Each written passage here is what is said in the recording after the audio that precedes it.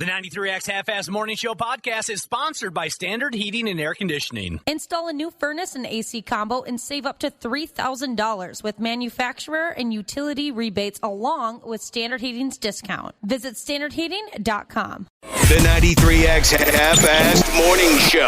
93X. Happy National Burrito Day. I have a drug dealer, and he started using Venmo recently. So he said, hey, next time you buy drugs from me, in the description, don't put drugs. Okay, just write a burrito. I was like, okay, sure. So I wrote in the description burrito, and then I sent him $400. This burrito is delicious, but it is filling. What the hell, bro? Hello, neighbor. Did you just throw a burrito out your window? Huh? I believe I did. What are you, high or something? It's time for a great day. Showtime. National Burrito Day, he says, huh? Today's the day. I suppose that works for me. Welcome, everyone, to the 93X Half-Ass Morning Show.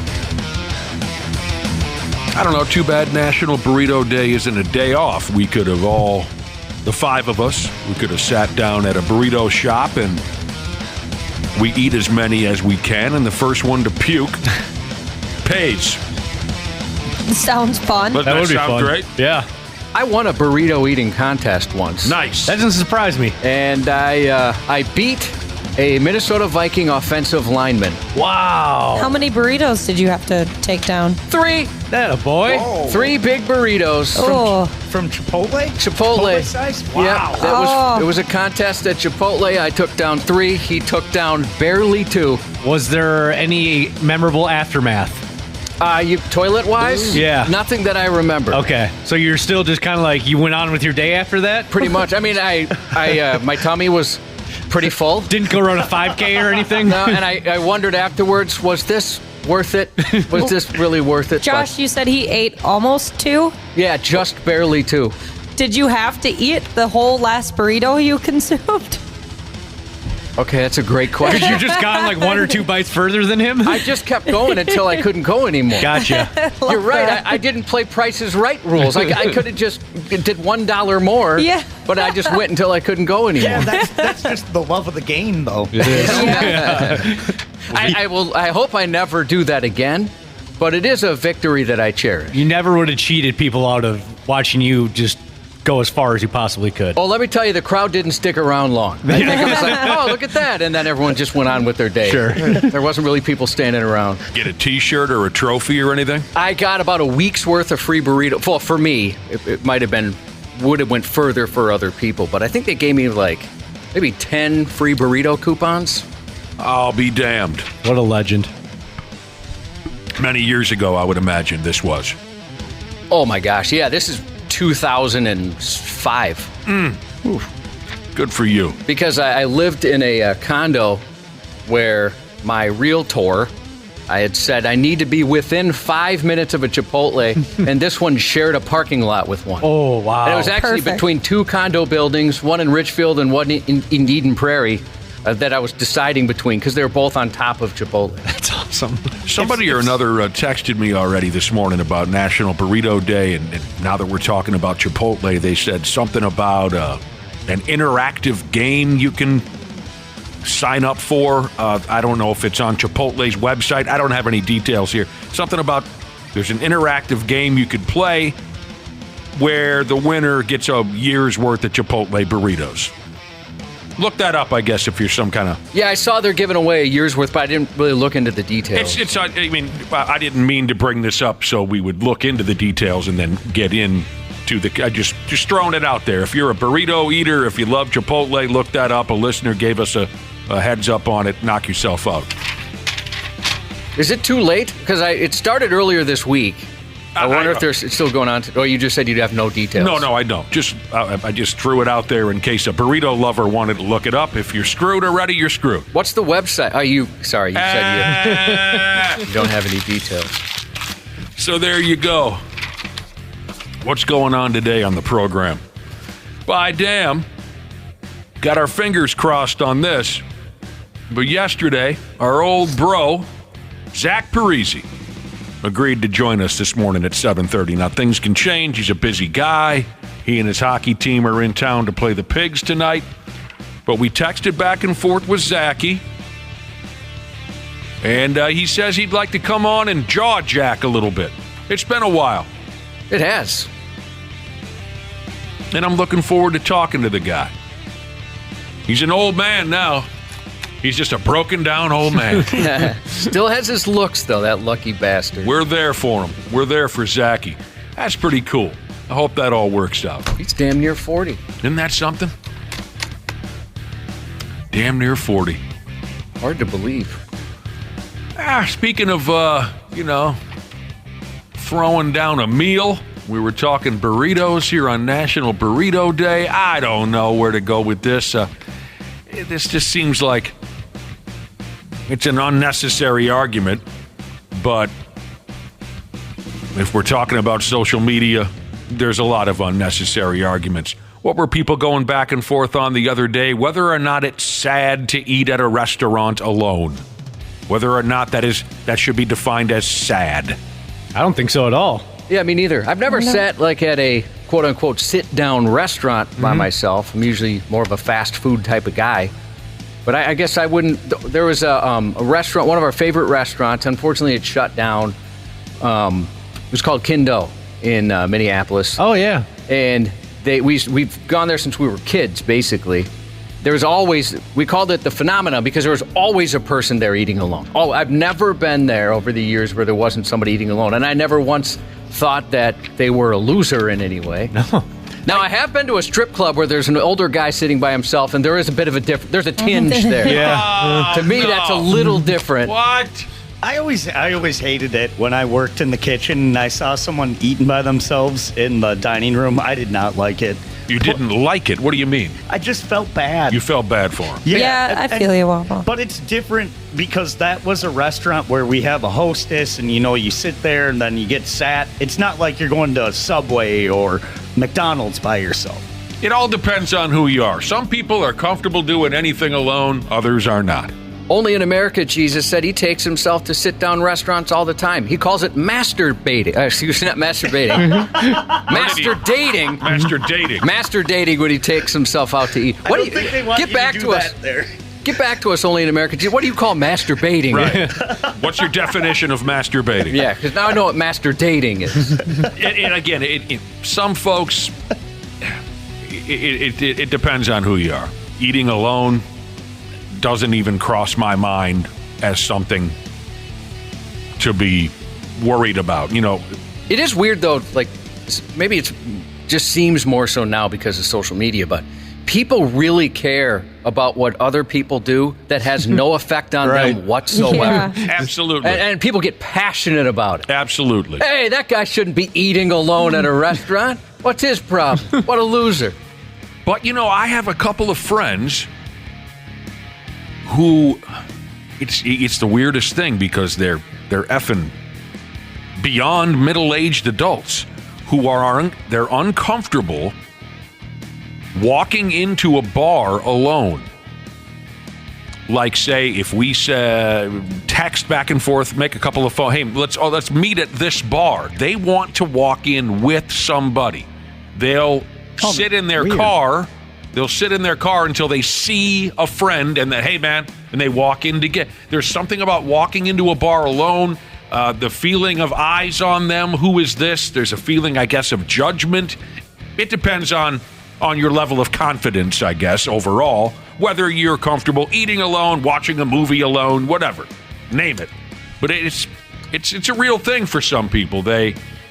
If ever these buddies of mine do have to walk into a bar alone and search the place until they find their group, there's a very uncomfortable look on their face. I do I know. have a couple friends like that. I think everybody knows a couple like that. I guess I don't. I've never felt that way. Yeah, no, I'm fine just walking in. I'll be the first one there. I'll hold down the fort and see you guys when you get there. The only time I ever get a little self-conscious is, let's say my wife and I are going to meet another couple or something, and we get there, and then we end up just sitting on the same side. Command center style. That is weird. Now, I know I'm getting older, but I always feel like we're about 15 to 20 years too young to be sitting on the same side of a booth at a restaurant. You see that move at like What did you call the move? Command Center style. Command Center style. Imagine like a space movie. They have the command booths. They're all sitting on one side. Together, looking up at the big screen, like Apollo 13, perhaps, for example. I'll have to check it out. Okay. But sitting on the same side of the booth. A little funny looking. It does look funny. I hate that exact situation, Josh. I hate that. I do get a little self-conscious to the point where I'm just thinking, well, maybe I'll just sit here, and then when they get here, I'll move over. Mm-hmm. I like to make my fiance uncomfortable. Like when we get sat in the booth, like I always like, well, what do you need to scoot in? I'm sitting on this side with you. She'll get really uncomfortable. Oh, and it's just going to be the two of you? Yeah. I act like, well, no. Why wouldn't I sit next to you? And she's like, get, you're embarrassing me. Sprinkler Fitter Jesus texted and said, eating alone is one of the only peaceful moments a married guy gets. Yeah, that and sitting on the throne. Mm-hmm. Was just going to say that. Oh, I've got a potty story from yesterday. I almost forgot. Oh, good. I peed almost entirely on the floor because I was looking at my phone while urinating. Oh, nice one. And, here at home bowl or away? It was at home. Okay. Oh. And took you a while to wrangle it, huh? I was almost entirely on E. I had maybe a quarter of a tank left. Maybe. It was like that scene from a movie where the fire department loses control of the hose. Yeah, and it was just I wasn't paying attention, and our washer and dryer are just about to turn 30. You guys can come to the party next year. Please. And they're so loud. They were so loud I didn't hear anything abnormal. And again, I'm just distracted on my phone like a moron. All of a sudden I'm getting splashed like crazy. I look back, there was a huge puddle on the floor. So I had to wipe this whole thing up in front of my wife, who was looking at me she was very disappointed in me. I was going to say, would you just leave it and blame it on your son? Yeah. There was a second where I thought I could probably sneak out and nobody's going to know. She'll assume one of the dogs went in there to try and use the toilet or something. Your wife caught you mopping your own urine up off the bathroom floor. Oh, she sure did. I mean, that was a multi-towel affair. Oh, it was disgusting. I was so ashamed of myself. Man, if I had to count how many times I had to do that while living with my brother and my dad, it was horrible. Neither one of them could hit the toilet for jack squat. And I couldn't stand to be standing so I would always be the guy that would clean it up. I don't know what it is. I don't know. Were they drunk, maybe, or just that? In some situations, they certainly were, but otherwise, they were just uncaring about that kind of a thing. If they missed, and they continued to miss, you know what I'm saying? Before they wrangled the hose, like Josh yesterday, they just left it. I think I almost made it worse because I overcorrected and shot the other side of the bowl. It can happen. Yeah, but I'm telling you, I'm just an old piss mop over here. That's what I am. I'm just an old piss mop. Got a text message from OG's Jesus. Back to eating alone or doing other things alone. Going to a movie.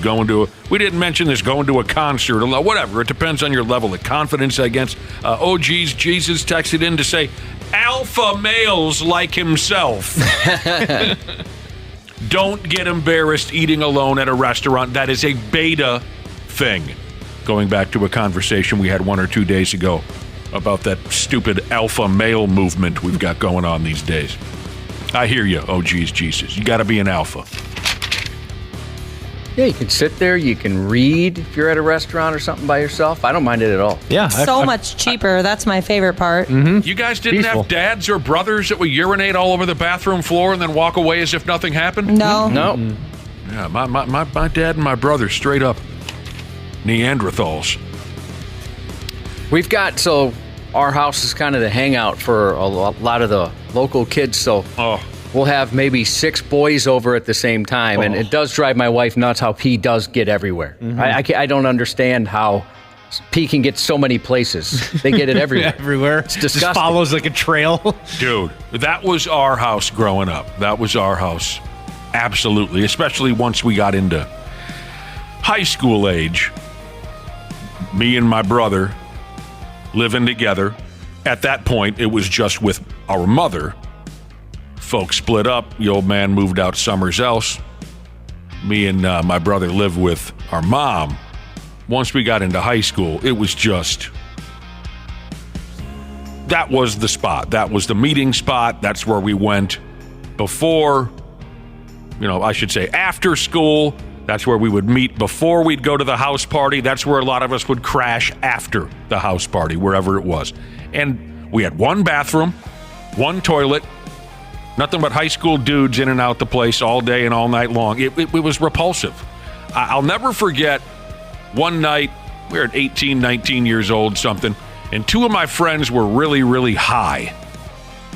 And they were doing that stoner back and forth, just saying nonsense to each other and chuckling their asses off. Total cliche stoner crap. And I was just eavesdropping on it.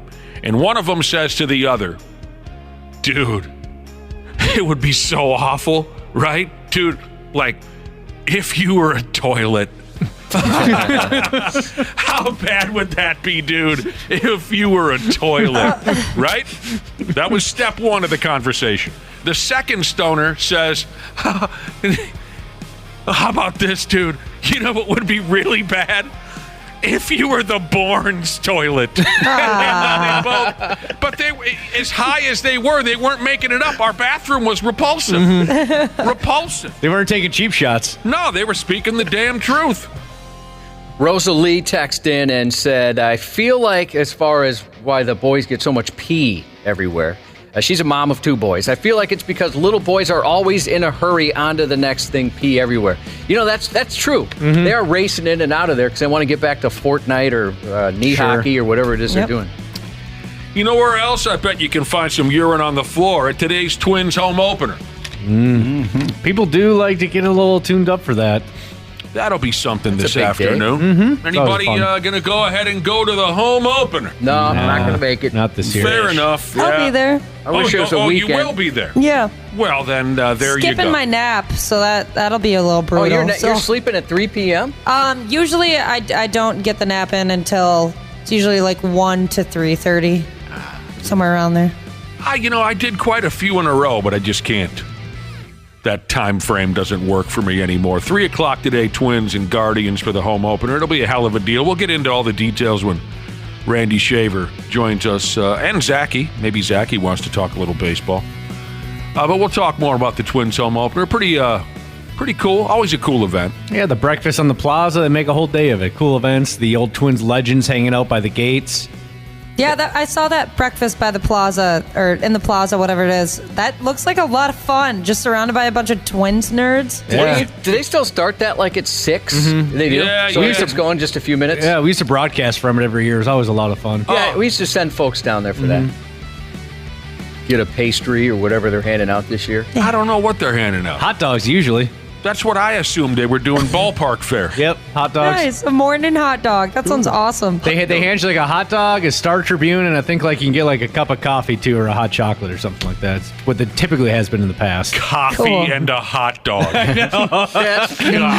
That'll get things moving early. The home opener.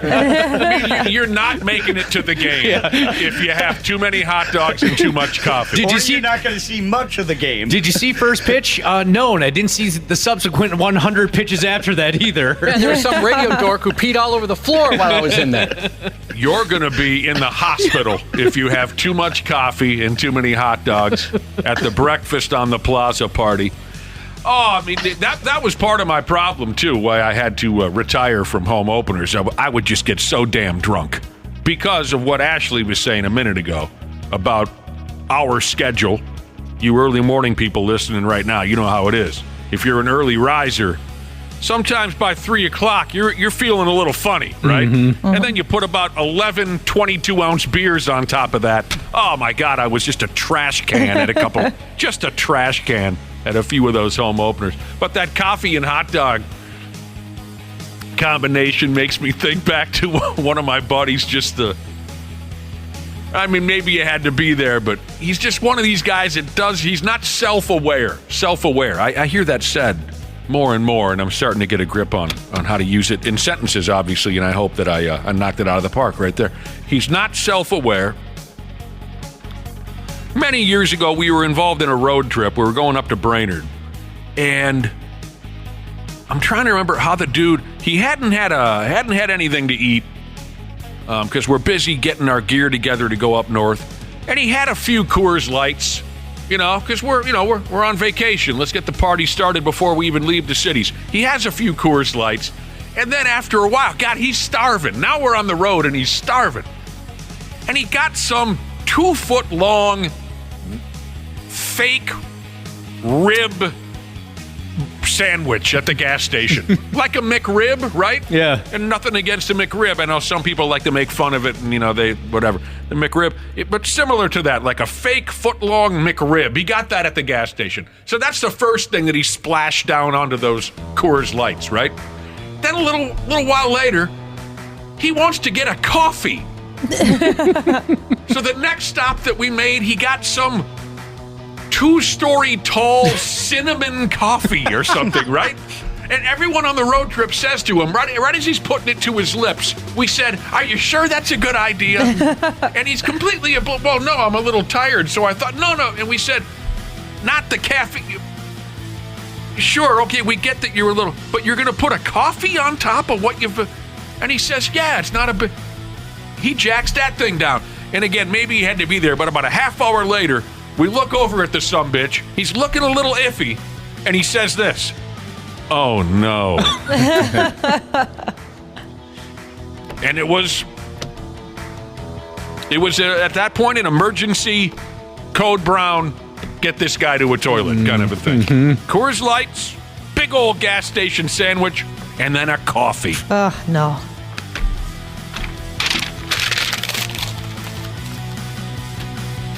Well, to all you folks heading out to the home opener, have a lot of laughs. A lot of damn laughs. You were right, though, when you mentioned the other day, Nick, how the second game is always the best game to go to because... 25,000 less people? Yeah. A lot of room to move around. Not too much chaos. Find a parking spot. No lines at the to get your dogs. And this one's a Saturday. Mm-hmm. Yeah, 1 o'clock game on a Saturday. I mean, sure, there's something beautiful and magical of a sold-out ballpark and all that, but we also, all of us, I think, agree it's nice to have a hell of a lot of empty seats. A little more room to spread out. Yeah. The old Metrodome, man. You have a section to yourself. During some of those really bad Twin seasons. Hell yeah. That was, I know it was kind of sad to look at. Yeah, it was. Especially to see on TV. On television, it was embarrassing. Yeah. But to have a whole section to yourself, you had no line at the pisser, no line. You're sitting up in row S in the upper deck in left field, and you can heckle the left fielder, and you can hear everything you're saying. My buddy Hot Tub got in trouble at a Twins game many years ago. He went up into the upper deck. There was not one single solitary human being in the upper deck. And he's drunk, takes the shirt off, and he's just doing laps around the entire, and whipping his T-shirt over his head. He's doing like I'm the crazy ultimate fan routine, just doing lap after lap around the entirety of the upper deck until finally some 89-year-old security guard walked up and said, "Can you please find somewhere to sit?" You're stressing us out, man. I'm just a big fan. I'm a big fan. So, great to have a big crowd, but also great to have nothing. Yeah, nothing like adding around 30,000 people to Minneapolis rush hour traffic. That'll be fun, too. Yeah. Go to the second game. I hear you. All right, here's the deal. It is Thursday, like we said. Oh, we're hoping to talk to old Zach Parise today around 7:30. He was a regular on this show for a long time, and we're rooting for him. Maybe he skates away from this season holding that Stanley Cup above his gorgeous dome. Yeah, I've read plenty of articles saying that's a possibility. Mm-hmm. How cool would that be? That's the team I'll be rooting for. You never effing know. So there you go. Thanks, everyone, for joining us. We'll take a break, but we will come right back on the Half-Assed Morning Show. Half-Assed Morning Show. They're loud. They lose control. They do their little circus act. They're a nuisance. 93X. Our experienced and certified technicians at Standard Heating have been trusted to keep our fellow Minnesotans comfortable and confident for over 90 years. We're ready to do the same for you, providing comfort you deserve since 1930. It is the triple savings spring sale at Standard Heating and Air Conditioning. Install a new furnace and AC combo and save up to $3,000 with manufacturer and utility rebates along with Standard Heating's discount. That's a trifecta. Visit standardheating.com. The countdown is on for the 2024 NFL Draft, presented by Bud Light, live from Detroit, and you can attend in person for free. Welcome to the NFL Draft. See the next NFL stars and experience the ultimate NFL fan festival, featuring live concerts, interactive games, player autographs, and more. The NFL Draft, presented by Bud Light, April 25th through 27th. Visit NFL.com/draft access to register for free entry today. Stupid news on the Half-Assed Morning Show. Big ball game today, Cubby. We were talking about it earlier, the home opener for the Minnesota Twins. The town is electric.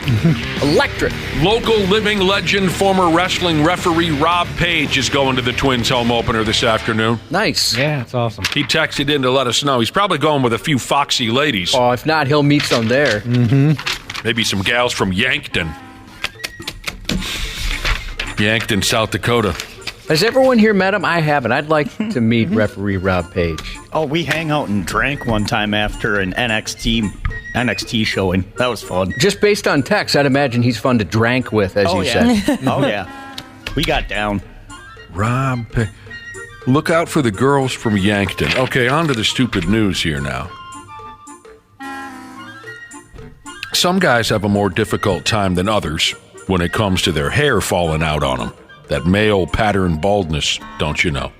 Some dudes really struggle with it, including this here fugitive over there in stupid England. Well, it's the United Kingdom. I don't know. I'm not exactly sure where. It's just the friggin' United Kingdom. This fugitive derelict criminal. Cops are looking for this prick. And like the cops do, now and again, they ask the public for help in finding him. In their description of the criminal dude, the cops described him as being white, about 5'9" tall, average build, brown eyes, receding brown hair, and facial hair. And the dude got so butthurt about the mention of the receding hairline that he went ahead and asked the cops to stop mentioning that part in their description of him from now on. That's so good. That's amazing. You know, they got to just lean into that. Uh-huh. Yep. Here's another photo of the balding bandit, or start giving him some demeaning nicknames about his hair, or lack thereof. 6'1", looks like he has a smaller than usual penis. Hey, I need you guys to change that. The dude is 29 years old, known by the name of Daniel Kellaway. He told the police in a couple of towns, the town of Avon and the town of Somerset. He told the police in those two towns that there was, quote, no need to mention the hairline. They've gone too far. Mm-hmm. And like Josh was just hinting at, the dude even... Well, where am I going with this? Oh, okay, we'll get to what I was saying about Josh. The dude, the criminal, he even busted the cops' balls about how they supposedly didn't list his correct age in their description. This guy really thinks he's special and thinks that they should, take or make a special effort to get everything right about him. But here's where it was a reference to what Josh was saying. The cops took this as an opportunity to bust the guy's balls and piss him off a little bit. When Kellaway, the criminal, got all sensitive about his receding hairline, the cops posted some smart-ass things on social media. One cop said, I have no doubt police will be combing the area, looking for Mr. Kellaway, who won't be laughing for long over this brush with the law. That's so good. You dig that kind of stuff. So far, they can't find the guy. Yeah, I love that they're pissing him off. And I love that he's giving more information about himself out there when people are looking for him. Yeah, some guys, man, they struggle. A guy named Batman was arrested in Michigan last weekend for driving drunk. Can't arrest Batman. There's so many Batmans out there. I have met 3 Batmans in my day. One of them used to work here. Wow. I've met a Batman, and it was at Halftime Wreck. He was not dressed like Batman. Well, neither was this one. Most guys who refer to themselves as Batman are not dressed as Batman. No, that was his name. I never knew his real name because he wouldn't tell anybody his real name. He almost got us killed once at a Pantera concert. That was the same with this guy. He wouldn't tell me his first name. He's like, no, my name's just Batman. That's all you need to know. The dude who almost got you killed at a Pantera show, the dude who used to work here, I remember him. How did he almost get you killed at a Pantera show? Because we were, at the time, 93.7 The Edge. If you're not familiar, it was an alternative station. You know, we'd play like the Cranberries and Hanson, stuff like that. Miserable. Not necessarily Pantera in the rotation. And so we were there kind of handing out stickers nobody wanted, playing music nobody wanted to hear with the van. And at the end, people are drunk and like, F you guys, why are you here? You don't play Pantera. You don't even know Pantera. And then people started shaking the van. People started throwing things at the van. And Batman, who was a big guy, he was a big dude. Yeah, he was kind of a big, blown-up power lifter. Tall guy. He was a big dude, right? Intimidating-looking guy. But what did he say? Did he say corporate radio rules? No, we win? that wasn't invented yet. God dang it, I love that line. Yeah, that line wasn't invented yet. No, instead, he just was hanging out the side of the van, like, going, come on, like yelling at people, trying to challenge him to a fight again as the van's rocking back and forth. And I'm telling him, can we please just get out of here? All he was doing was swearing at these guys, saying Pantera's not that good anyways. I thought for sure we were dead. Oh my gosh, risky. I'm volunteering my time as a promotions assistant. I don't need this. I don't want to die. I don't want to die at a Pantera show. And I love Pantera. I know. Don't say anything bad about Pantera. No, but that would just be a sad place to go. A lot of our promotion staff back in those days were iffy people. They were shady, strange people who I think just were hoping to wrangle an HJ out of handing out concert tickets once a month or something. You know what I mean? Yeah, this guy allegedly was fired for allegedly stealing concert tickets and allegedly selling them. Oh, was that guy? Yeah. Can't do that. Allegedly. So this Batman guy, he was arrested in Michigan, like I said, last weekend for driving drunk. He also had cocaine in the car. Now, before anyone jumps to conclusions and assumes that their favorite superhero has become a derelict drug addict or that maybe this was an elaborate setup put together by the Joker or the Penguin, it wasn't the famous crime-fighting Batman. It almost never is. It was a 42-year-old effing dude named Jamal Batman. Not Bruce Dern or whatever Batman's Wayne. real name. What is it? Wayne? Mm-hmm.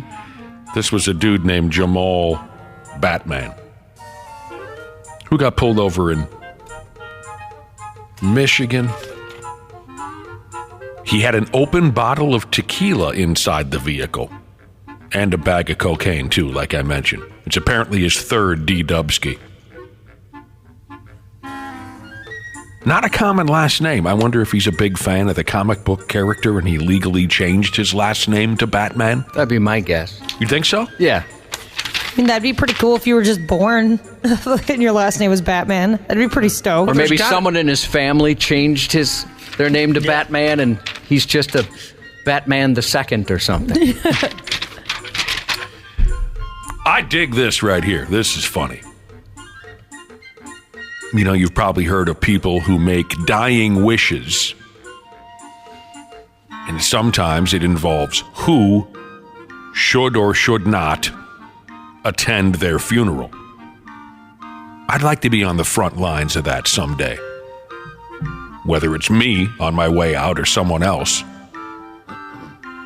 telling me, you make sure Donnie doesn't walk in that friggin' funeral, my funeral. You know what I'm saying? That'd be kind of exciting. I'd be worried, though, that my will gets read and they go to somebody like, you're not allowed to go to his funeral. Oh, that's cute. He thought I was actually going to go. I see what you mean. Yeah. You described everyone in this room. Yeah. Oh, did he say me? Did he say me? Oh, he didn't say me. Oh, I got to go now. Dang it. I'd like to be part of someone's dying wish. That sounds exciting to me. So, a 68-year-old woman in the UK, she checked out. She had cancer. Her funeral, how do you say that? Her funeral was last month. And the Grim Reaper showed up for the funeral.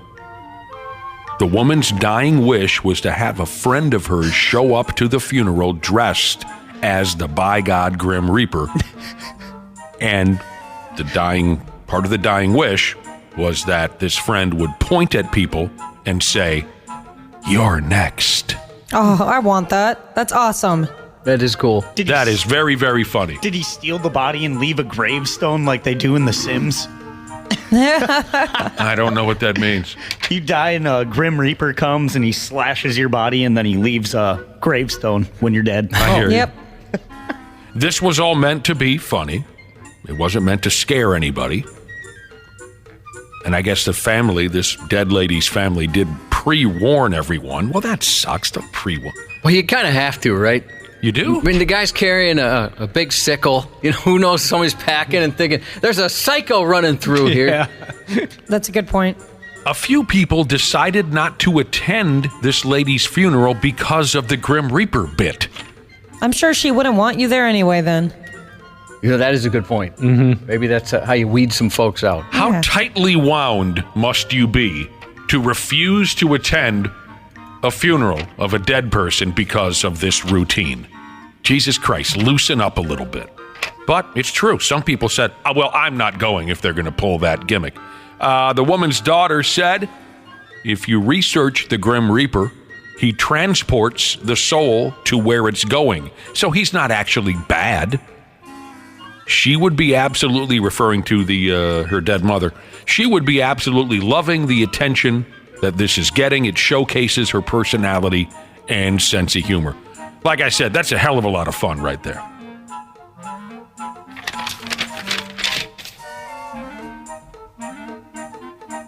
Josh, I know we plan on dying together, but if somehow, some way you check out way before me. Why does that have to be way before you? Go on. Feel free to put some kind of responsibility on me. Some kind of dying wish. Like a dick punch list? Here comes this guy. Yeah. Dick punch, dick punch. Something. Don't be worried that I'll feel burdened by it. I'm excited about the idea of being involved in a dying wish. I am. I was trying to think if there's anybody. I don't really want necessarily a service, but if I had one, I'm trying to think if there's anybody I really wouldn't want to be there. Oh, I could write down a few names and you would probably say, "Oh, yeah. Make sure they don't show up." I thought of one. Oh, yeah, I could write down a few names for you. Yeah, I got a couple names for you, too. All right, I can. There's one I can think of. The worst person any of us have ever met.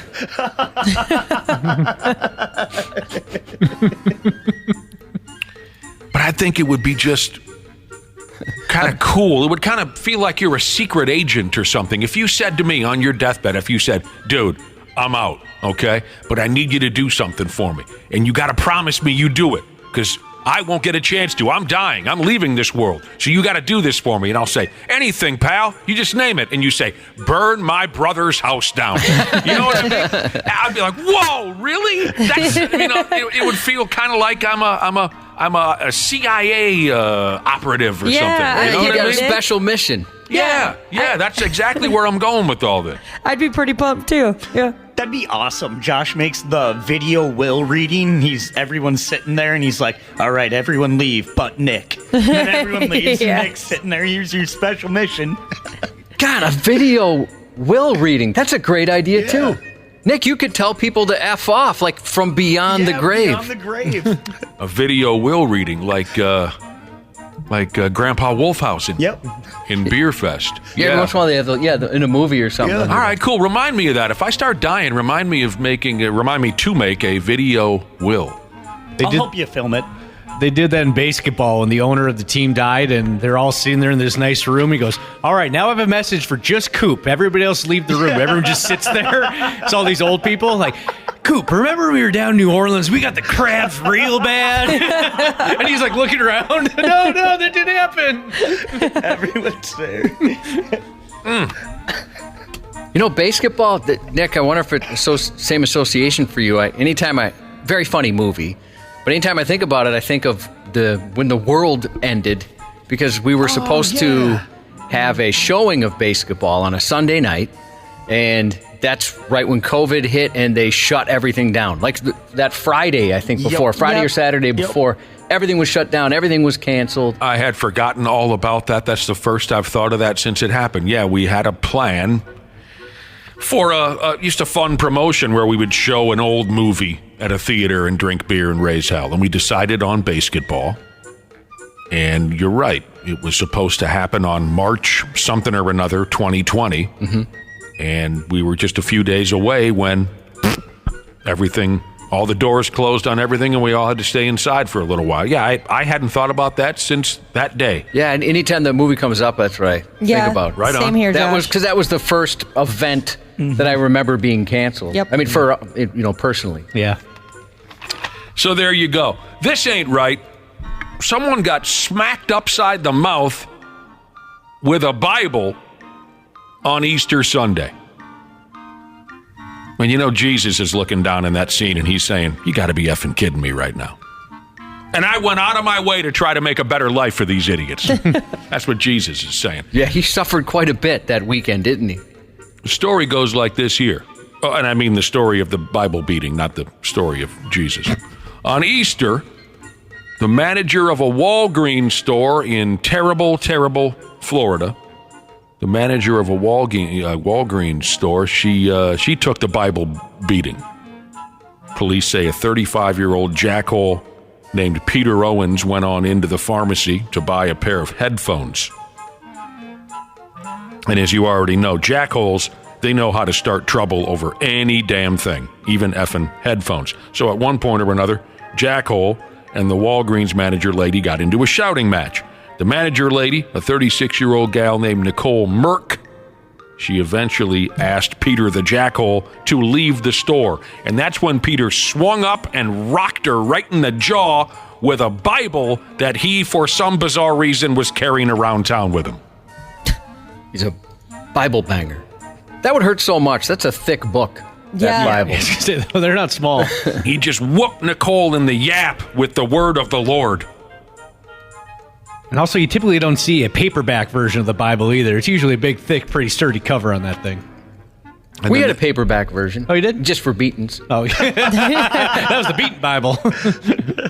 The jackhole upped and left right after he smacked this gal with the Bible. The cops found him. He admitted to the biblical bitch slap. He said he did it because the manager was, quote, being rude to him. And you all know this as well. If you don't constantly compliment a jackhole on how wonderful and right they are about everything, they perceive it to be rudeness. So yeah, he said he hit her because she was being rude to him. Someone that cares so much about politeness in society, it's weird how quickly they can escalate a situation to be even more rude. Right. To try and teach you a lesson. This here Peter dude, as Cubby called him, the Bible banger, he had a past conviction in Michigan for assault and battery, so he might be going away for a little while. Thanks be to God.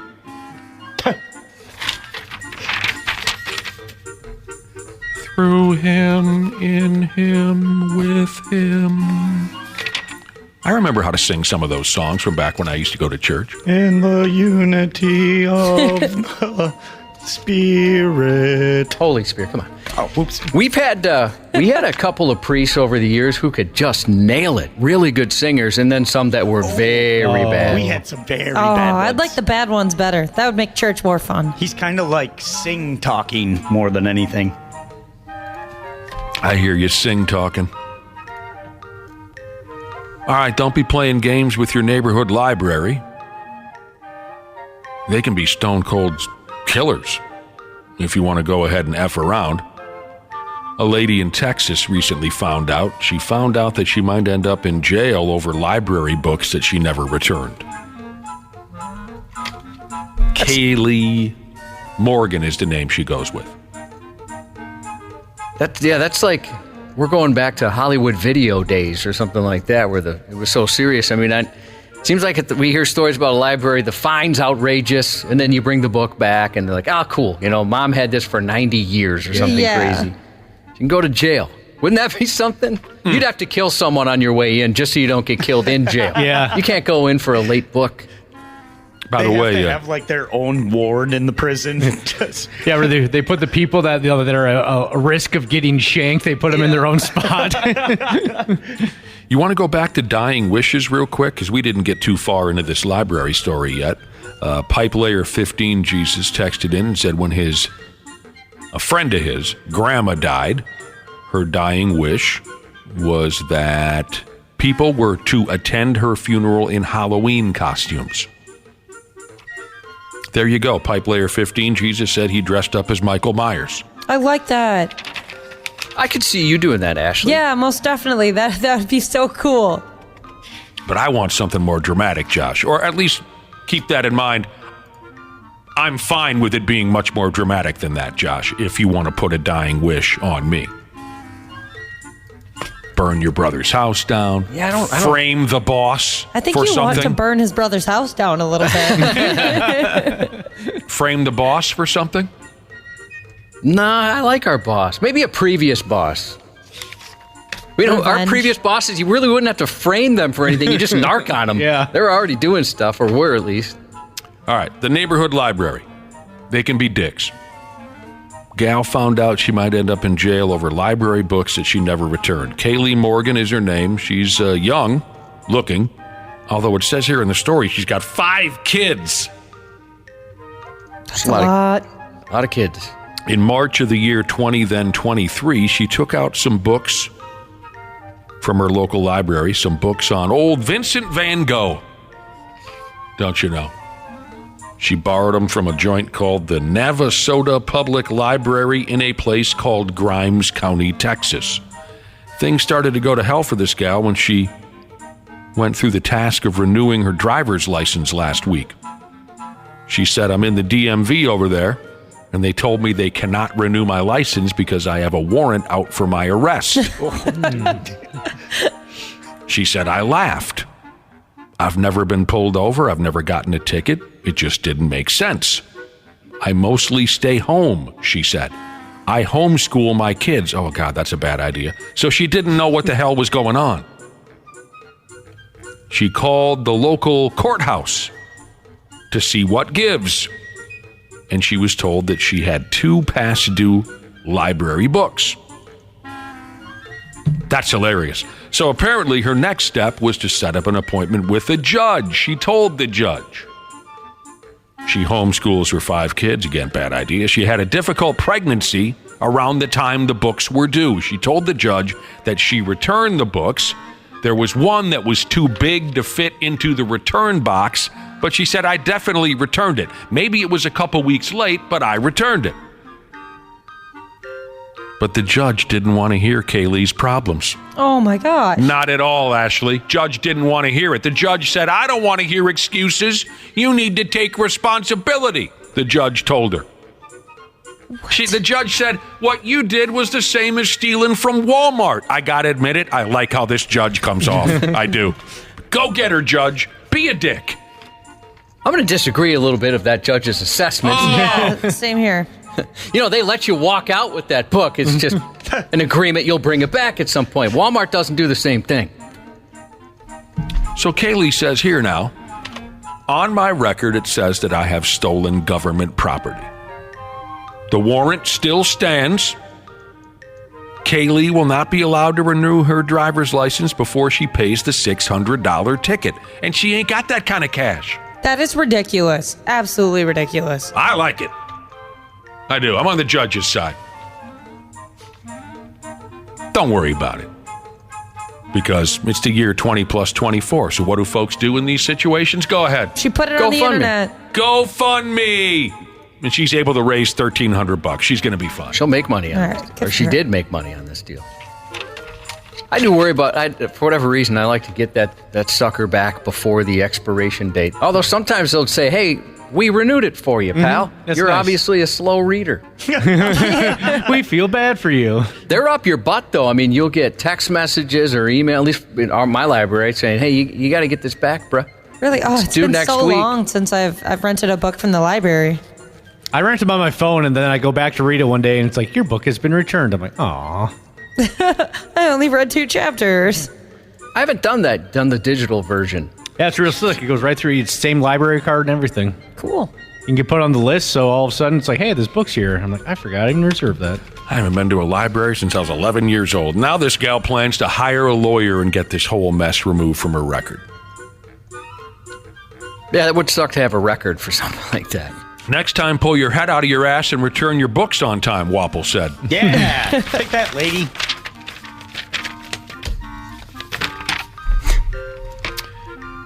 This really happened, I guess, in England.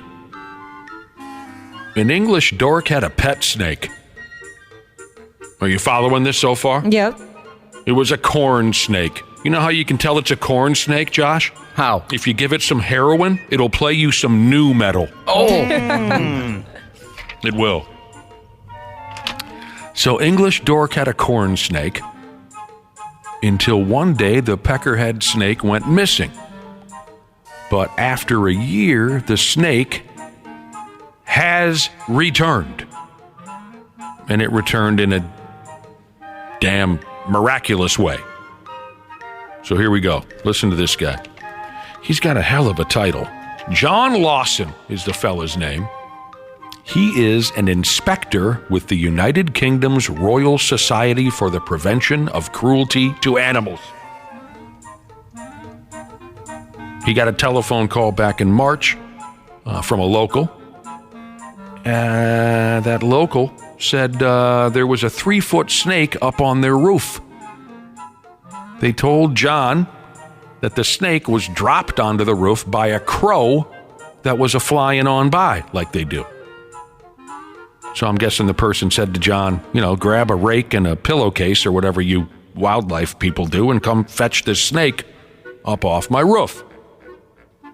As it turned out, the roof the crow dropped the snake on was the next door neighbor of the person who lost the damn snake in the first effing place a year ago. Ain't that a hell of a deal? Yeah. What the hell's the matter with you? I would certainly think that snake was gone pretty quick after it got out. I probably wouldn't take a second thought to it. John Lawson told the local news, he said, after I rescued the snake, the next door neighbor was absolutely delighted as it was her missing pet from a year ago called Agnes. That's a cute name. Agnes the corn snake was reunited with its owner, as if the snake had any idea who its owner was. I'm just guessing that a snake... I don't think so, I don't know. Do you think a snake would find it fun flying through the air like that? No. Crows picking it up, flying. You don't think so? No. I mean, the they snake... want to be on the ground. You think so? Yeah. I mean, not a lot of snakes probably get to take flight and live to tell about Right. it. Good point. Right, I see where you're going with this. I mean, I'm sure every once in a while there's a snake on a plane. We've all seen the documentary. Yeah. But I wonder if for a short amount of time, that corn snake thought, Agnes thought, I'm really living here. Josh, I bet you there are snakes who dream of flight. And I bet they have a pretty smooth landing, too. What do you mean? That's true. Like, it's not like they got, I don't think they're not going to break legs, obviously, if they land. Oh, I suppose. But they have nothing to brace themselves with. It's just a splat. I think I'd rather have arms and legs or something, wings, beaks, whatever. They're just something I could... They wouldn't be able to see much, though. Don't they have bad eyesight? I have no idea. I don't know. It's the feeling. I thought that's why they had their tongue, so they could feel around. You don't see a lot of snakes with glasses, though. I thought tongues were for smell in some cases. I don't know. But it'd be cute seeing a little snake on a parachute, I'll tell you that much. Yeah. I mean, it's the same concept my buddy came up with when he developed mouse rockets. How do mice generally die? In a trap. They get their back broke. They eat some poison and their insides melt. It's very painful. He thought, I'm going to hook these mice up to massive bottle rockets and send them up to the sky. Because what a tale that mouse can tell when he goes off to mousy heaven. Same concept as what Josh is saying. There are probably some snakes who dream of flight. And although this might have been painful for this corn snake, it got one hell of a thrill. Now, the wildlife dork there, John, if you care, he thinks that Agnes the corn snake probably didn't get far after she escaped a year prior. He says she probably found some sort of heat source to survive, like maybe a electrical transformer or this or that, something that was putting off heat. And he said that also explains how the pet snake was dropped off by a crow right there in the neighborhood. You see what he's saying there? The sumbitch didn't get far. Yeah, that'd be crazy if it got like a couple states away and then came back. And then right, exactly. Oh, the tales I could tell. If only I could talk. Agnes the corn snake was put to sleep later that same day. Got a text from Barsaw Jesus who said he saw a hawk drop a rattlesnake from the sky in Phoenix. He said the landing was not smooth. Ooh.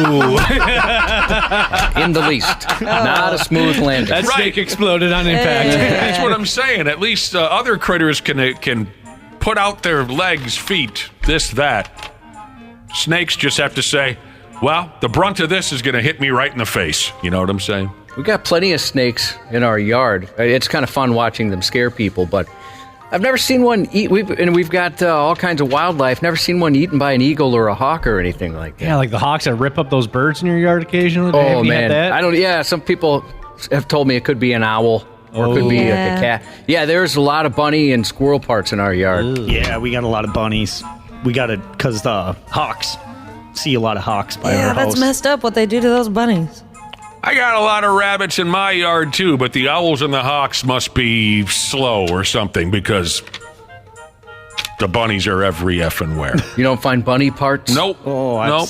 Bunny intestines, little paws everywhere. Oh, you gotta pick those up. Those are good luck. The yeah, birds, that's my job. My wife won't go anywhere near it. That's my job. I wouldn't. The birds in my neighborhood don't seem to want to do any killing. I'm kidding about this corn snake being put to sleep. It had a respiratory infection from the cold weather. It was treated and it was sent home, and now it's living out whatever involves the long, happy life of a corn snake. Yeah, they wouldn't waste their time on putting a corn snake asleep.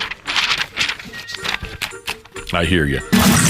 Sports on the 93X Half-Assed Morning Show. You seem to take a pretty hard one. Fans didn't get free Chick-fil-A. Did that hurt? Yeah, man, because I wanted some. I mean, you go? Yeah, I'll go get some food. Yeah, it's Chick-fil-A. Who don't want free Chick-fil-A? Yeah, I remember I couldn't afford Chick-fil-A, so I can't wait to get some free food. A1 from day one after last night's Timberwolves game. I go to a lot of Wolves games. And I don't think I've ever been part of that Chick-fil-A giveaway. The opposite club never seems to miss those 2 free throws in a row when I need them to. That's the gimmick over there in the fourth quarter if the opposite club misses back-to-back free throws.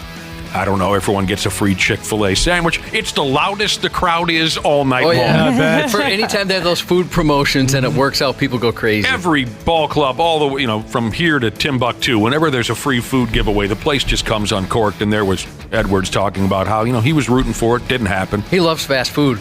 We've played the audio before where he kind of holds up a press conference because he's on his phone ordering some I think it might even have been Chick-fil-A. He asked everyone to hold on a second so he could order it. The Timberwolves just completely curb-stomped the Toronto Raptors last night. Beat them by 48 points. Is that what it was, Hank? Yeah, yep. 48 points. That's the biggest win margin for the Wolves this year. That's the biggest ass-whooping the Toronto Raptors have ever taken, 48 points. Twins, they split their cute little 2-game series with the Milwaukee Brewers. They win yesterday 7-3. And, of course, today's the big home opener at Target Field, starting a little after 3 o'clock. We'll give you all the details on that coming up very shortly. The Pigs play at home tonight against Colorado. Now, there's 2 big pieces of news connected to tonight's hockey game. If you're not going down to the rink, it starts at 7 o'clock. It's on Bally Sports North. Number 1, we're going to talk to a member of the Colorado Avalanche this morning, here in about a half hour. Zach Parise. Talk to Zachy for the first time in a long time and see what's cooking with that handsome sumbitch. Zach's in town to play for the Avalanche against one of his old clubs, the Man Bear Pigs. The other big piece of news, did you guys read this from the NHL? They said, you know what, they're changing plans for the playoffs this year. They said whoever wins tonight's game between the Avalanche and the Pigs will be named this year's Stanley Cup champion. That's crazy. So all this stress about making the playoffs and this, it doesn't matter anymore. We got to get down there. We got to get a ticket. The winner of tonight's game is the 2024 Stanley Cup champion. Randy Shaver and Zach Parise will be joining us in a half hour. Don't go anywhere because Josh has his news report coming up next. Half-assed morning show. They're loud, they lose control, they do their little circus act. They're a nuisance. 93X. Our experienced and certified technicians at Standard Heating have been trusted to keep our fellow Minnesotans comfortable and confident for over 90 years. We're ready to do the same for you, providing comfort you deserve since 1930. It is the triple savings spring sale at Standard Heating and Air Conditioning. Install a new furnace and AC combo and save up to $3,000 with manufacturer and utility rebates along with Standard Heating's discount. That's a trifecta. Visit standardheating.com. You met Lala Kent on Vanderpump Rules. Now Lala and her friends share everything on Give Them Lala. I'm expecting my second child, which is very, very amazing to say. Congratulations. Feels We're that all way. with child. You can say she's pregnant, she's knocked up, anything except with child. Oh, I love with child. I'm going to be saying it all the time. Excuse me. Yes. 6 feet. I'm with child. Watch what Lala is talking about on YouTube or search for Give Them Lala wherever you listen. Half-assed morning show. 93X. Sandwiches at 9 o'clock in the morning on Easter, and you're that mad that you put a gun in somebody's face. Afterwards, it was like kind of had me shook up a little bit. Like, what if he did shoot me and kill me? And, you know, I have 10 kids. I would have been leaving all my kids. Whoa. That's a lot of kids. Yeah, that took a twist at the end there. That is a lot of kids. Oh. He is virile. He has amazing seed. And apparently, Talking about, he's making that up. very good aim. A Cleveland Burger King employee was held at gunpoint by an irate customer who just doesn't get it. He was given a $3 discount on his meal, and that made him enraged. 38-year-old Howard Vernon, who doesn't know math, was working... Vernon does. The customer doesn't. He was working the drive-thru Easter morning when a customer who doesn't know math came through his lane, ordering 2 sausage, egg, and cheese croissants, a sausage biscuit, and hash browns about 9 a.m. Big eater. The total came out to only $8, $3 less than the normal cost due to a special the restaurant was running. I was taking this guy's order. The order came up to $8, and he actually thought he was like, my order can't be right. It should be like $11. And I'm like trying to explain to him that we had a promotion going on and like it's cheaper. He started cussing and getting all loud, and I was like, well, I don't know what to tell you. Like, I don't know why you want to pay more money. That guy's 10 kids at home. While Vernon was helping another customer, the suspect pulled a gun on the employee and threatened to kill him. To know that somebody would do something like that just because I'm trying to give you a better deal and just to flip out like that, yes, I mean, it is scary. No injuries, thankfully, were reported. That's a great story, but I got to know more about these 10 kids. He's a stud, man. I think it's scarier having 10 kids than having a gun in your face on Easter Sunday. I think you're right. This guy was a badass. He just kind of sat in the window and said, all right, do what you're going to do. You know, he didn't run. He didn't do anything. He's known real fear for a long, long time. In better Burger King news, a social media post from the Irving Police Department in Texas posted dash cam and body cam video of an officer luring a goat from underneath a truck on a freeway using a driver's Burger King French fries. Then less than an hour and a half later, half an hour later, the same officer helped a neighbor catch a peacock frolicking around in the backyard of a home. Both animals were captured, deep fried, and taken away. So now we know that goats like Burger fast King food. Okay. Goats will eat anything. Yeah, they will, but French fries will. That's a special treat. Yeah, definitely. That smell will get you every time. What smell is that? The smell of Burger King fries. Burger King, anything, yeah. Oh, you could smell it from 2 miles away. Yeah. It is the best smelling restaurant to drive by far. A former high school wrestler said he sprang into action during his lunch break after a man verbally and physically abused a Subway employee. Gabriel Pizzolo entered the Indianapolis location for lunch last month and saw a man throwing things at an employee behind the counter, and he even spit on her. I had heard it from outside. I had walked in and he was visibly assaulting, throwing stuff. I believe I saw him spit at her. How I was raised, man, you don't do that stuff. And it was kind of go time from there. The man, later identified as 31-year-old Daniel Saunders, attempted to leave the store, but the former high school wrestler and football player used his experience to tackle the suspect. She didn't seem like she could defend herself in any such way. And I was afraid that he was either leaving to get something to harm her. She had said that he had threatened to kill her. He did combat sports for quite a while, so I was completely controlling. I didn't want to punch him or anything. I didn't want to hurt him too bad. He held Saunders down until police arrived and arrested the suspect. The district manager for the Subway location said he was thankful for the customers' actions. Luckily, he was here at the right time in the right place. Definitely a hero. You don't have to be an ordinary person. You can be here anytime or anywhere, wherever you go. But Sulo said he originally went to Subway to get his usual, a sweet onion chicken teriyaki footlong on white flatbread. How many kids does that high school wrestler have at home? He didn't mention it. Free Subway for life. That was a good tackle. That's on 93x.com. A 40-year-old Nashville man was being disorderly at Kid Rock's Honky Tonk about 12:46 a.m. March 31st. What? Because he said someone took his wallet and he was pissed. Yeah. When officers arrived, they spoke with security at the establishment, who advised they'd kicked Oscar Mayorga out due to his behavior. But he returned a little while later to try and get his credit card from bar staff, during which he got physical with security. Bouncers detained Mayorga and contacted police, who placed him under arrest for criminal trespassing. Before being taken away in a squad, police found Mayorga's wallet in his pocket, where apparently it had been the entire time. Security was pretty understanding and stated they didn't want to prosecute for that incident. Oh, my bad. My bad. Oh, that's all that for nothing. A Florida State trooper was arrested and subsequently fired after breaking into a Daytona Beach Hooters restaurant and stealing 4 beer taps. Police responded at 1:26 a.m. to the restaurant last Thursday in reference to a burglary alarm. A man, later identified as 49-year-old David Baker, was observed loading something into the bed of his pickup. The responding officer said he pointed his flashlight at Baker while calling out to him. Baker produced his own flashlight and shined it toward the officer in a blinking fashion. Police notified Baker they were conducting a prowling investigation and asked him why he was behind the business. He told them he just needed somewhere to pee. He then told the officer he was coming from a friend's house, but wasn't able to provide the location or the friend. When Baker was challenged about the inconsistencies in his story, he then stated he was looking for somewhere to eat, but unfortunately for Baker, the entire caper was caught on video. This guy's got a lot of stories. I think he would have thought of something ahead of time. The Hooters manager was able to provide surveillance video showing a large cinder block being thrown through the restaurant's window, and Baker could be seen entering the establishment before removing 4 beer taps, which were later found in his vehicle. Jeez, what the hell's the matter with this guy? Yeah, again, he lost his job with the Florida Highway Patrol. They fired him the day after. Effing beer taps. Yeah, I guess. I hope it was worth it. Total clown. 2 friends in Florida had a habit of playing a game in which they tested each other's readiness to face real danger. But as it turned out, the only threat was to themselves. The Volusia County Sheriff's Office arrested 25-year-old Brad Marky Parise Tuesday after he allegedly shot his pal by mistake. Marky Parise told deputies he and the victim like to have drills where they practice with each other the importance of being vigilant of their surroundings, especially while armed. Both owned firearms. They would have drills where one would try and get the jump on the other as a form of training, police said. These drills, they went on to say, are usually performed with unloaded firearms or using cap-style ammunition that is non-functioning rounds, police said.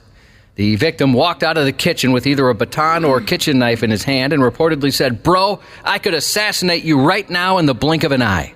Thinking it was a drill, Marky Parise said he stood up from the couch, unholstered his gun, and pointed it at the victim, not realizing he accidentally left the safety off and pulled the trigger. Detectives went to the hospital to interview the victim, who was adamant he didn't want to press charges against his buddy, and he asked that deputies stop investigating the matter. But because there were small children who witnessed the incident, child abuse charges were filed. What's that gimmick again? LARPing? Yeah. Yep. Live action role play. These guys need to sign up for a LARPing group. You know what I'm saying? At least then they can play, make-believe war and whatnot and not get anybody hurt. You see what I'm saying? Yeah. Call the LARPing hotline. He took a bullet to the chest. God dang. A 31-year-old Wilmer man is facing felony charges for reportedly stabbing an employee multiple times Monday while he was under observation at a hospital. According to court records, officers were dispatched to the hospital's emergency room just after 11:30 a.m. Monday for a, quote, out-of-control patient who was being combative. The responding officer found hospital staff attempting to secure a man in a restraint chair and learned he had stabbed a 53-year-old female employee with a 9-inch spring-loaded folding knife. A security guard in the emergency room said he was upset. The man was upset, and apparently he had been acting pretty shady. While the man was in a hospital room, he started digging around his backside and grunting as if he were trying to, quote, pull something out of his butt. Oh, no, that's terrible. He had a butt knife. Multiple witnesses said the man emerged from the room suddenly and then immediately attacked the employee who was sitting in a chair and unable to retreat because that chair was pushed up against medical equipment. So he really did snatch a knife out of his own ass? Well, they haven't fully confirmed that, but the security guy said it sure looked like that. God help us all. In another example of no good deed going unpunished, a 21-year-old Tennessee man named Christian Overson had apparently had an altercation with an emergency room doctor trying to treat him in the early hours of last Saturday. When officers arrived, they spoke to Daniel Morris, a doctor who stated the man was admitted for a medical-related incident and was highly intoxicated. While Morris was treating him, the man was uncooperative, ignoring orders to remain in bed. Shortly after, the man told hospital staff he needed to use the restroom or he'd go all over the room. Staff assisted the man to the bathroom, during which he became verbally combative. He began threatening staff and squirming on the ground, and while staff tried to assist him, several hospital employees advised officers they witnessed the man pull Dr. Morris into a chokehold and bite him. That sounds terrible. A Pennsylvania man reportedly made harassing phone calls to his estranged family, threatened to kill them, all while claiming to be Jesus Christ. Jesus Christ! Police were contacted Monday afternoon to investigate a series of threats that began earlier in the day and included a voicemail in which the suspect attempted to disguise his voice. Investigators say the caller reportedly spoke of Jesus Christ and other religious happenings before hanging up. The victim reportedly recognized the man's voice as an estranged family member who was later identified as 46-year-old Rocky Ruffner, who reportedly made 2 additional calls in which he continued to proclaim to be Jesus. In his final voicemail, he allegedly stated he hoped the entire family was there because he was going to kill them all. And while he was and also he said he planned to rape, pillage, and kill whomever he wanted. Oh, great. That sounds very Jesus-like. As an officer then spoke with the family, he reportedly called again and told the officer he was Jesus Christ and could do whatever the F he wanted because he, quote, had authority from God. Upon further investigation, police say Ruffner was actually located in California, making the threatening calls while he barricaded himself inside a fast food restaurant. He faces charges of felony terroristic threats and harassment. That's all really frightening. Yeah, I mean, anytime folks start claiming they're God or Jesus, that's when I'm out. They're pretty far gone at that point. That and nudity are the things Yes. you really got to worry about. A man who climbed a Florida cell tower early yesterday spent hours up in the air before Miami police and first responders were finally able to get him to come down. Authorities believe the man started climbing the cell tower between 1 and 5 a.m. after impersonating a T-Mobile worker and shutting off the power. A real T-Mobile worker called police once he saw the man climbing that tower. Worker gets here close to 6, notices that the power had been turned off manually. He goes inside, comes back out, and when he comes back out, he's greeted by a voice telling him, "Hey, good morning." Well, he's polite and has a happy demeanor. Sure does. Officers had been on the scene trying to get the climber down since about 7 a.m. According to police, when they asked the man to come down, he said, no, I'm not done working yet. While up there, the man is taking clamps off of these square boxes that are for cell towers. He's taking those clamps out and throwing them on the ground. Footage showed the man wearing a red shirt and ripped jeans walking around the top of the towers as onlookers on the ground took photos and video with their phones. The man starts telling the T-Mobile worker, "God bless you. Why don't you come up here and see the view from here?" The man finally came down God about... bless you. There you go. That's when the trouble starts. Maybe he sneezed. It's less nefarious. The man finally came down about 11 a.m. after about 4 hours of negotiations. Authorities still don't know why he decided to climb the tower, but said it appears he's got experience either climbing or working with cell phone towers because of the way he was moving around. He looked convincing. He's expected to face charges for tampering with equipment on a cell tower. Oh, wow. You just never know what you're going to get. Some weird little fantasy, this guy was fulfilling. An Ohio man is facing charges for buying large quantities of nails and scattering them on roads north of Cincinnati. And it's possible he's been at it for nearly a year. It just has been going on and on and on. It mounted up to hundreds of dollars worth of costs just to me. I know it was thousands for some other folks. Springdale police said 44-year-old Anthony Dyson was linked to scattered nails found on roads in Springdale, Sharonville, and Westchester March 24th. I think it's going to be a relief for a lot of folks because, as I had seen so many times myself, this guy's all over the place. A resident who had to replace all 4 tires within 1 year due to nails set. According to court documents, police determined between December 2023 and March of this year, Dyson bought 350 pounds of nails. Whoa. The nails he purchased were the same kind of nails found scattered throughout roadways in Springdale and nearby communities.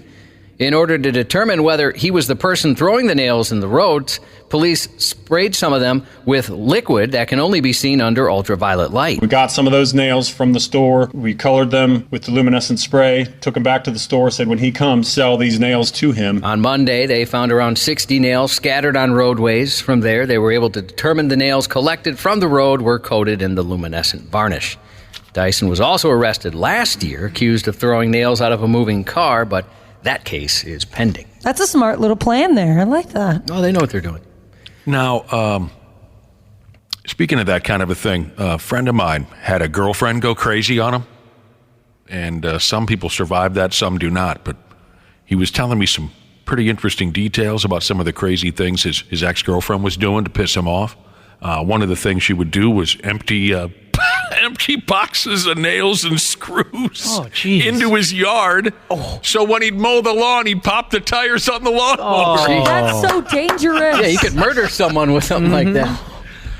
Oh, man.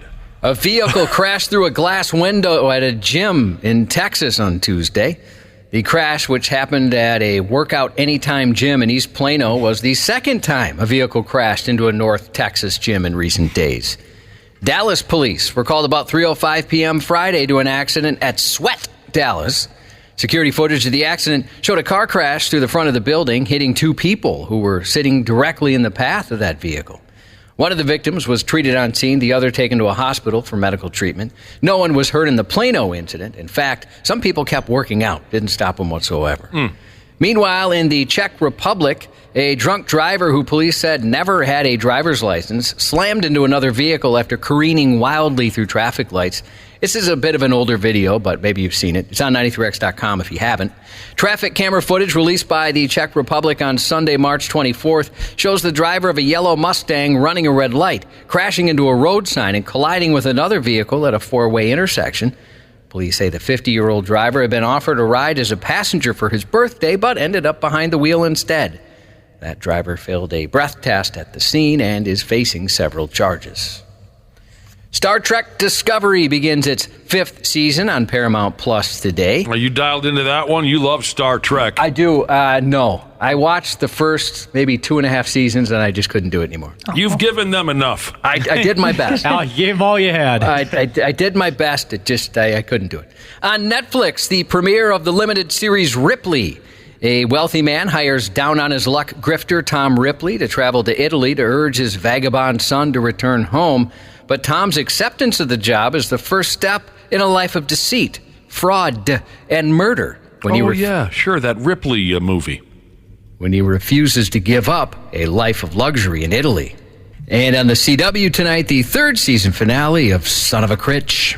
Nadia on Russian Doll, Natasha Lyonne, who also plays Nikki on Orange is the New Black, and Charlie on last year's Peacock series Poker Face, which I very much enjoyed. Oh, same here. She's 45. Robert Downey Jr., 59.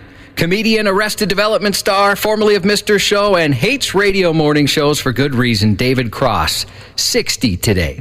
Big Rig Fenders Jesus texting a shout-out to his sister, Jab and I Jesus, on the men from an exploratory urgery, which found and thankfully fixed some issues. And a hearty thank you to Grumpy Old Man Jesus streaming this morning. Today is his Friday. That's from Bass Slayer Jesus, and that's 93X News.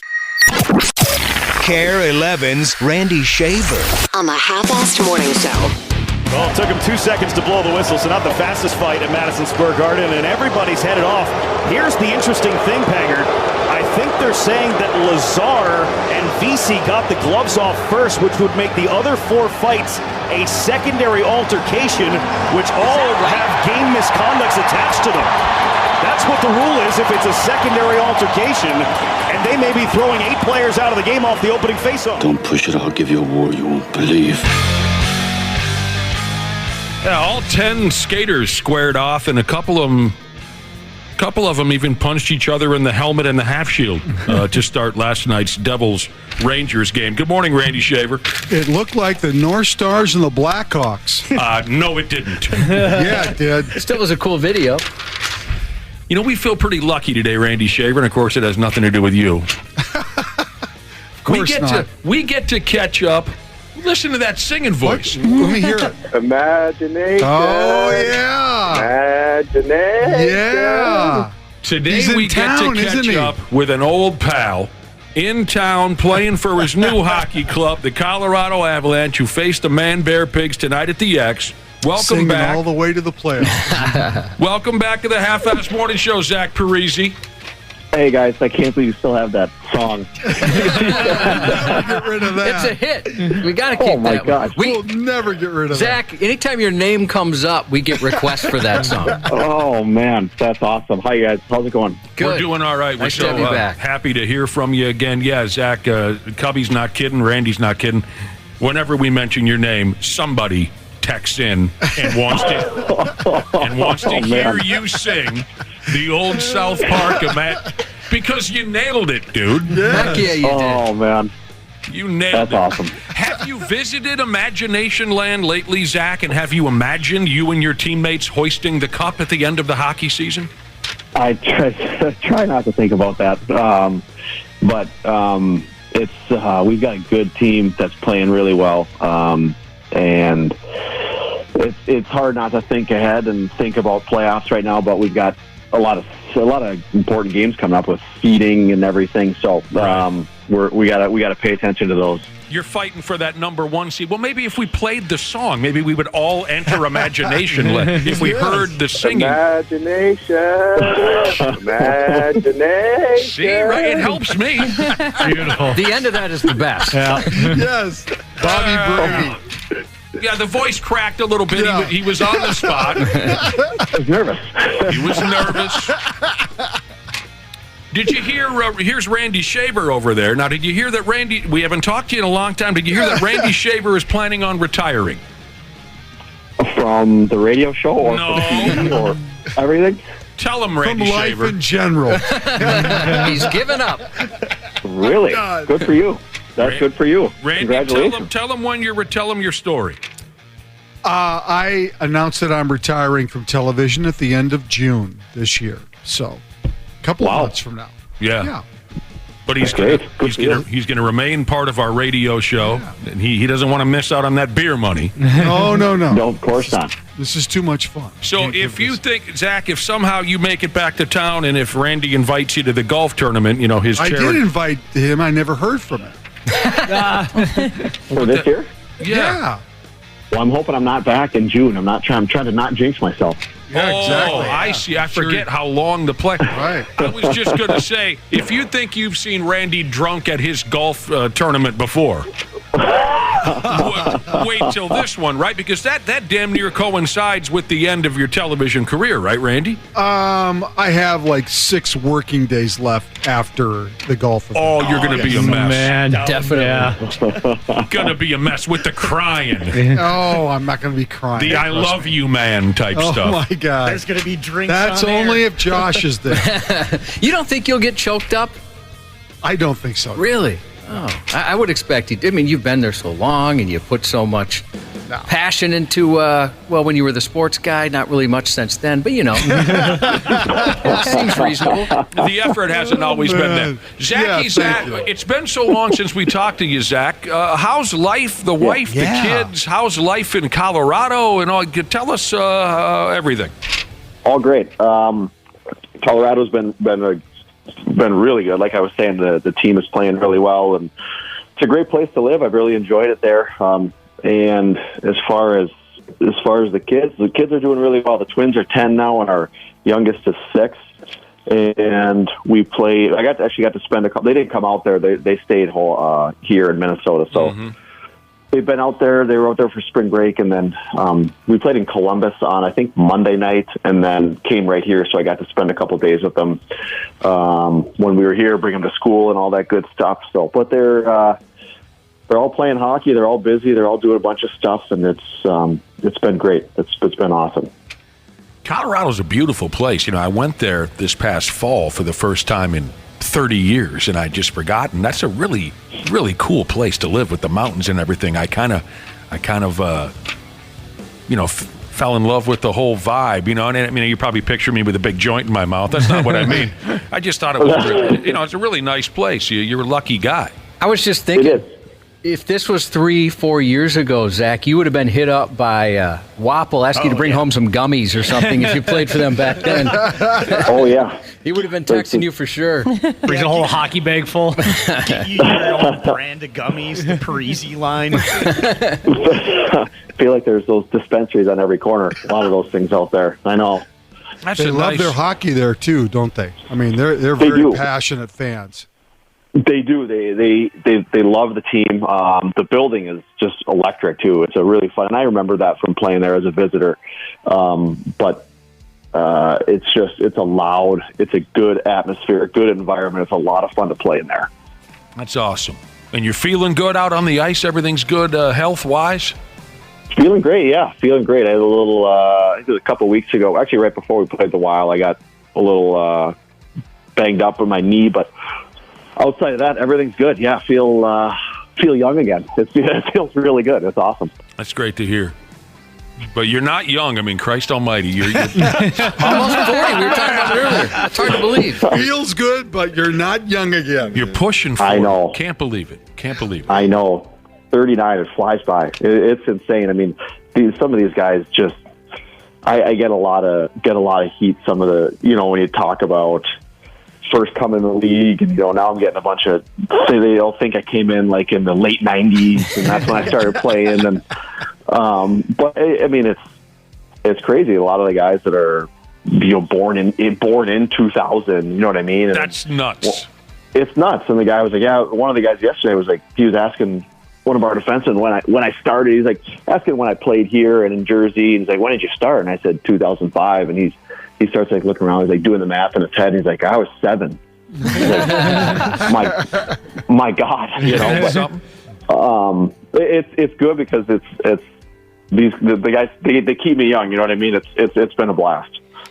Awesome. Yeah, I imagine that, every once in a while on a long plane ride or something, one of your teammates will just ask you, what were the 90s like? You know what I mean? I know. And I was telling one the other day, they were asking about my first game, and I was telling them I was faced off against Mario Lemieux in my first game, and they just can't believe because, no one remembers, not a lot of people remember Mario playing, Right. Those guys only know him from watching videos, some of your younger teammates. That's great. Exactly. So it's a good group, though. That is, and it's wonderful to hear that things are going well. I'm trying to think of what else did Zach miss since we last talked. Randy decided to retire. You know what? I was just listening before I came on here, and it sounds like you guys have become really big time. Everything Wapple's saying is sponsorship, sponsored by. I couldn't believe all the. You guys are kind of got big time. Well, it's not so much big time as it is desperation to keep the lights on. That's why we're having you on. We want to know if you want to sponsor a segment or two. Things aren't good, Zach. Okay. That makes sense. It is ridiculous. How many sponsors do we have connected to one traffic report these days? Three. We're just trying, like Josh said, Zachy, we're just trying to keep the friggin' lights on. Yep. I get it. No, that's good. Listeners are texting in, welcoming you back to town to play tonight's game against the Pigs. Now, yesterday we started something. Maybe I'll try to keep it going today. If you have no interest in answering this question, all you have to do is say the magic words, and the magic words are kangaroo panties. Okay. The question is, are there still hard feelings between you and the Pigs organization, or have you let that go? Has the dust settled? Are there still hard feelings?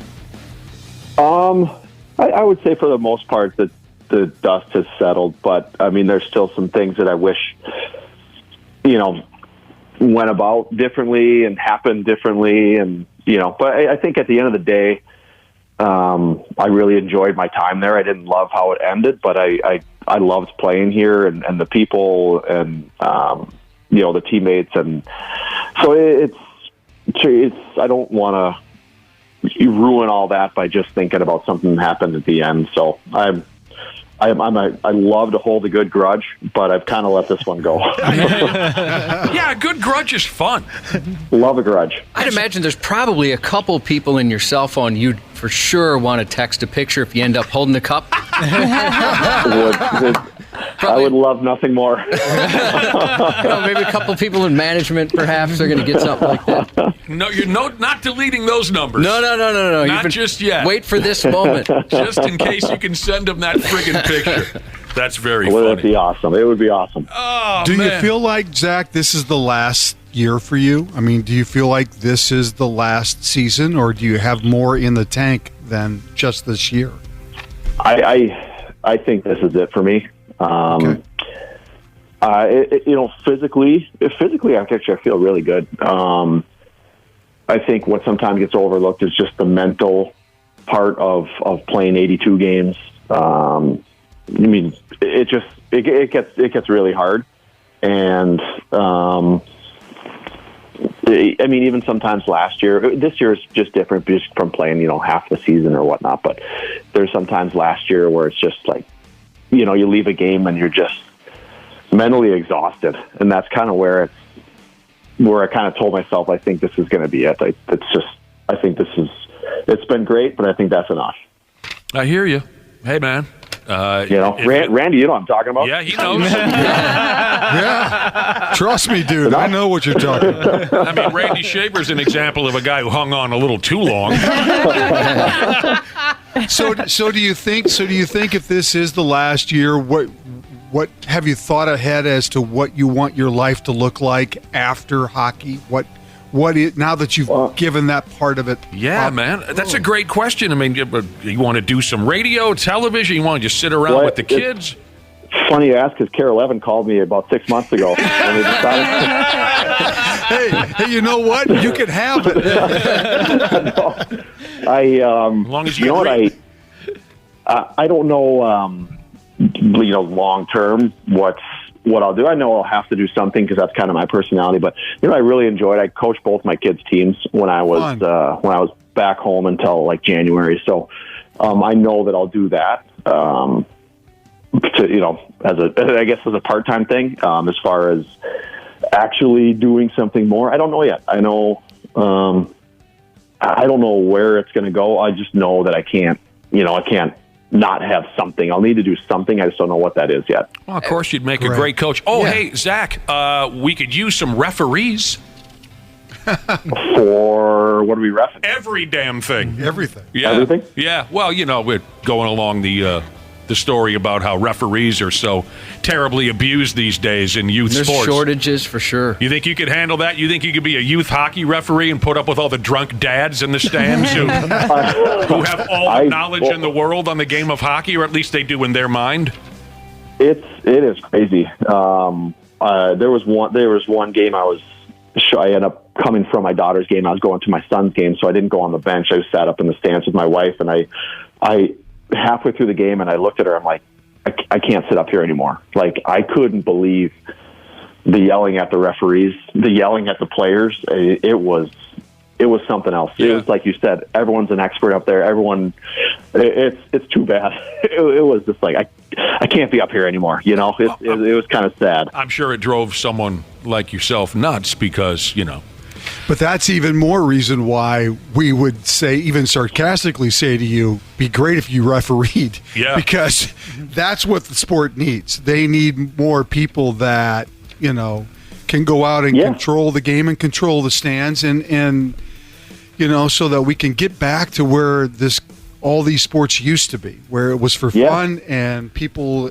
respected each other and all that kind of stuff. So yeah, totally. And before the games, the refs would come over and introduce themselves to the bench, and a lot of them are young kids. A lot of them are 16, 17 years old, and I have to believe that they didn't wake up that day thinking, you know what, I'm really going to screw the dinosaur today. Right, exactly. Exactly. Like, I just don't think they did that. So you have a little grace with them. Exactly. Before I go to bed tonight, I'm going to totally bone the Edina Squirt Egg girls hockey team. Yes. Exactly. If Randy and Zachy both retire this summer, that I would pay whatever I had to pay to watch them. Well, I guess I wouldn't have to pay anything. They don't charge you at the door for youth hockey. But I'd like to see both of you. You'd have to teach Randy to skate. But both of you guys, That's not going to happen. you should referee a Bantam A hockey tournament and watch you fire people out by the belt loop. Can't wait to toss people out of there. Oh, That would be awesome. I can see Zach just picking up some little sawed-off prick dad by the belt and just throwing him right out the front door. There's no one else in the stand. The dad turns around and goes, Isn't that? He's thrown out. I swear to God, I just got thrown out by Zach Parise. Yeah. And the other referee looked like an elderly news anchor that used to. He had great hair. Man. Well, if That's this is great. it for you, Zachy, what a great ride it's Well, been. let's hope it goes all the way to the cup. Oh, then. let's This do is it. this. Let's do this. Wouldn't that be awesome? Yeah. Let's hope it goes all the way to the cup. We have a new team to cheer for right now. Let's for be sure. dicks. Let's just Well, thank go you. ahead and, of course, we will be cheering for Zachy. Oh, listeners have been texting in now, whether you care or not. I was wondering, what else has Zach missed since the last time we talked? I got married in the fall, Zach. Oh, that's the big news. Really? Yeah. Wow. Is it the same lady I saw you at the Twins game with? Oh, God, I don't remember. That might have been 3-4 ladies ago. Careful how you answer that. You know what? Hey, Zach, to answer your question, I'm just going to say kangaroo panty. Kangaroo panties. Got it. Randy became a grandpa. Twice over. Congratulations. Yeah, that's pretty cool. Holy cow. Twice Grandkids. over. Randy's he's ass deep in diapers. Heck He's yeah. miserable. Oh, man, it's awesome. Oh, yeah. It There's is his so own. much fun. So much fun. That's the best. He Zach, likes it. some listeners are curious. When they see you tonight, what should they yell? Is there anything you'd like them to yell out to you? Or start a chant? Something? When you score, will you say something tonight? I would take anything. You know, I still say, and I still hear people around here when I see them. They'll say milk was a bad choice.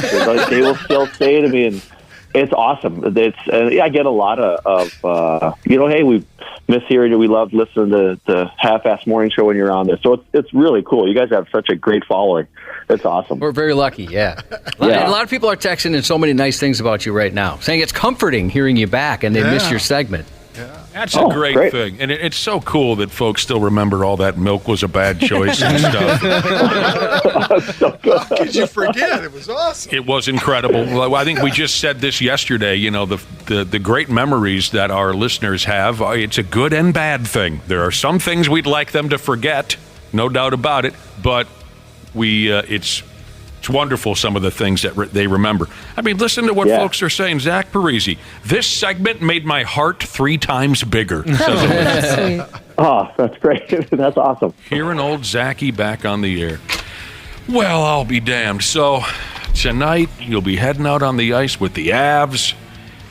And mean, by the end of the season, we hope great things for you. Great damn things. Well, thank you. And, let's do it again. We would love to. We'll get a hold of you sometime in the near future and do this again. But go for it there, Zachy, and have a blast tonight, and we hope to talk very soon. Sounds good. Thank you guys for having me. Great to be on there. Thanks, Zach. Awesome. That was good stuff.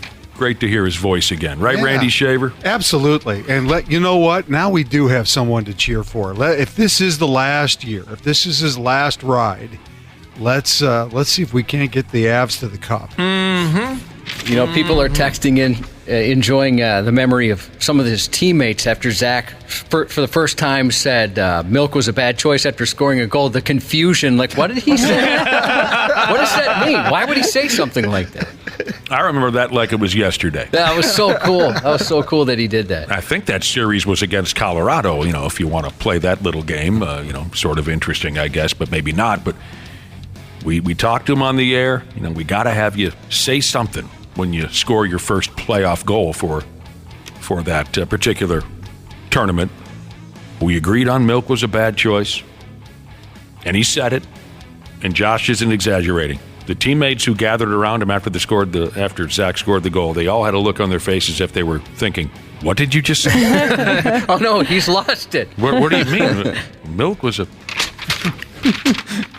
Was there bad milk in the cafeteria before the game? Is he okay? They did not know what was going on. That's kind of eerie to think that it could be Zach's last time skating at XL. Yeah. That's insane. Well, Right? it likely will be, right? Yeah. If he Unless doesn't come back. unless he's refereeing a game down the road. They get him out there for the little Chippers game next season. Yeah, exactly. Isn't that Zach Parise? He's got like a fake mustache on and glasses. He's Nordy for a year. Yeah. Oh my God. You know, that was nice. The person that texted in and said that their heart grew 3 sizes listening to Zach. And he kind of has that effect on you when he talks. You pick him up, you dropped him. Jesus said that his pants grew 3 sizes listening to Zach's voice. I don't know if anyone's ever said either of those compliments to me. That was a really nice text. Really nice text. All right, Randy Shaver, we got plenty more we need to go lots over to here. talk The about. Twins split their cute little 2-game series with the Brewers. Ryan Jeffers hit a big dong in the 7th inning. They scored 5 runs in the 7th. They win. Finally found their bats yesterday. 1-7. They did. What do we got? Kirilloff goes 4 for 4, and they just finally strung it all together. Took them a while, not till the 7th inning. They had a 5-run 7th against Milwaukee, but overall, good to get out of there with a split. Get home. It's going to be about 55 degrees, maybe a little less than that today. Mm-hmm. Perfect. But it's all right. And Pablo Lopez is on the hill, so it'll be fun. Oh, the big home opener today, And I should say. I thought I read where the Guardians have scored more runs than anybody else in baseball to this point. Maybe I'm wrong about that, but I thought I read that this morning. Well, we'll have to try to dummy that down. 3 o'clock today, the home opener. You know the gimmick, everybody. Breakfast on the plaza. You got all the old-timers hanging out at the gates. Herbeck and Oliva and Maurer will Tom be there today, too. Maurer doing the countdown to Cooperstown. Dick Bramer will throw out the first pitch. That's great. Dick and his family will all be out on the bump, and they'll be dedicating the broadcast booth, renaming it the Dick Bramer broadcast booth, the flyover, the this and that. It'll be a wonderful day today at Target Field. We were talking about the breakfast earlier when we started the show and how they, in the years past, they could go like hot dogs and coffee and how that could be kind of a lethal combo. A listener earlier said he went down and today and they had coffee, hot dogs, chip, ice cream sandwiches, and a beef stick. Oh, God. That rules. I know. He said he took everything but the beef stick, he skipped the ice cream, took everything else, and he reserved a bathroom at work for 8:30 a.m. You don't even have to take a car to the game. You just power yourself across town with the gas that's billowing out. Yes, Josh. The oddball Jesus has texted in an idea. This is what folks going down to the X tonight when they see Zach, this is what they do.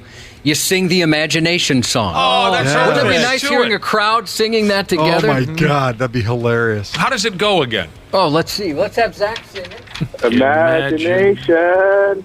And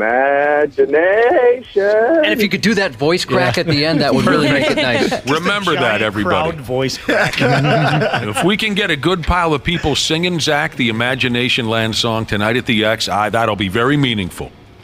I bet he tears up. Oh! All right, speaking of the Milwaukee Brewers, who the Twins just rid themselves of, how about this oddball injury from a Brewers pitcher that happened to a Brewers pitcher by the name of Trevor McGill? So it's kind of a long story. Well, I'll do my best here.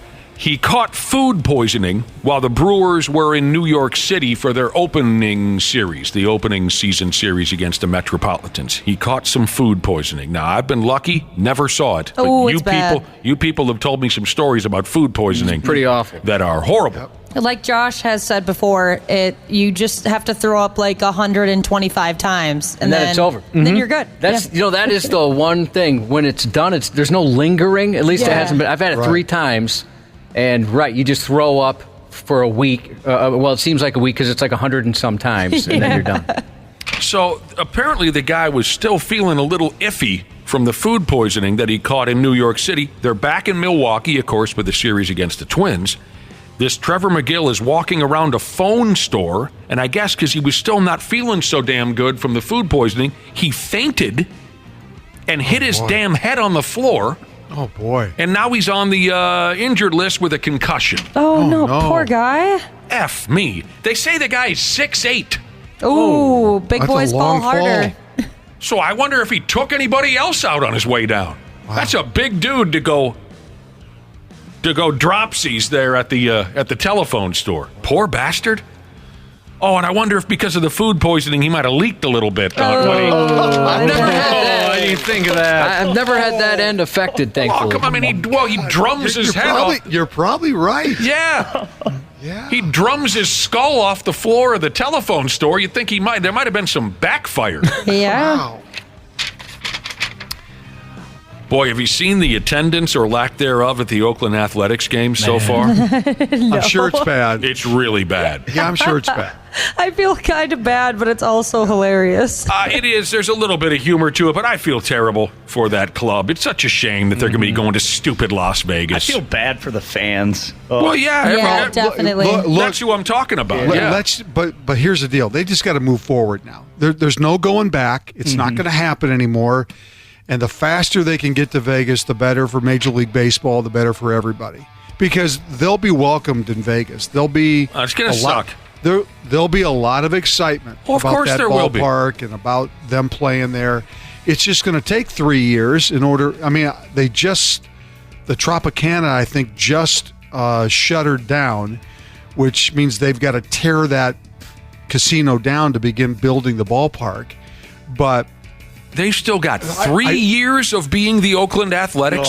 Yeah, and I was reading this morning. I think they're heading to Sacramento. Yes, to play their games starting, I think, next year. What a shame! But they're talking like 2,000 or 3,000 people are scattered around that ballpark. Oh my God! Yeah, it's just horrible. I would hate to be a player there. Oh.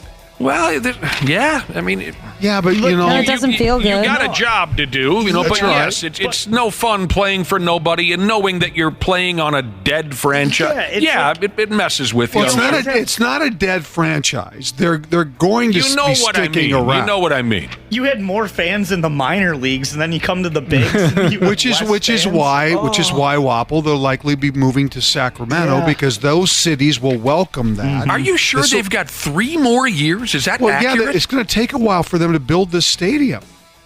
That sucks. All right. What else is going on baseball-wise?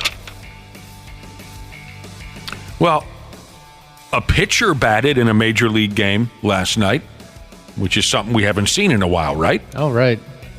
And the result totally sucked for the Arizona Diamondbacks. They were playing the New York Yankees. The Diamondback 11-inning game. The Diamondbacks had used every swinging D on the bench. And the manager for the Yankees, that friggin' Aaron Boone, he knew it. So he intentionally walked some guys with the game on the line to get to a pitcher. And the guy hadn't had an at-bat ever. And he strikes out to end the friggin' game. If they walk Moreno, the pitcher is in the number 9 hole and the bench is empty for the Diamondbacks. It would have to be a pitcher that hits. But you'd be moving the winning run to second base. Scott McGuff with the game on the line. Bases loaded, 2 outs. And the 1-2. Strike 3. Ball game over. He had no chance. No. That's smart managing. I'm sorry. It is. Of course it is. It's smart. You don't even have to be smart to figure that out. But I understand what you mean. It just sucks that this Scott McGough, whatever, the pitcher, he feels like a jackass now.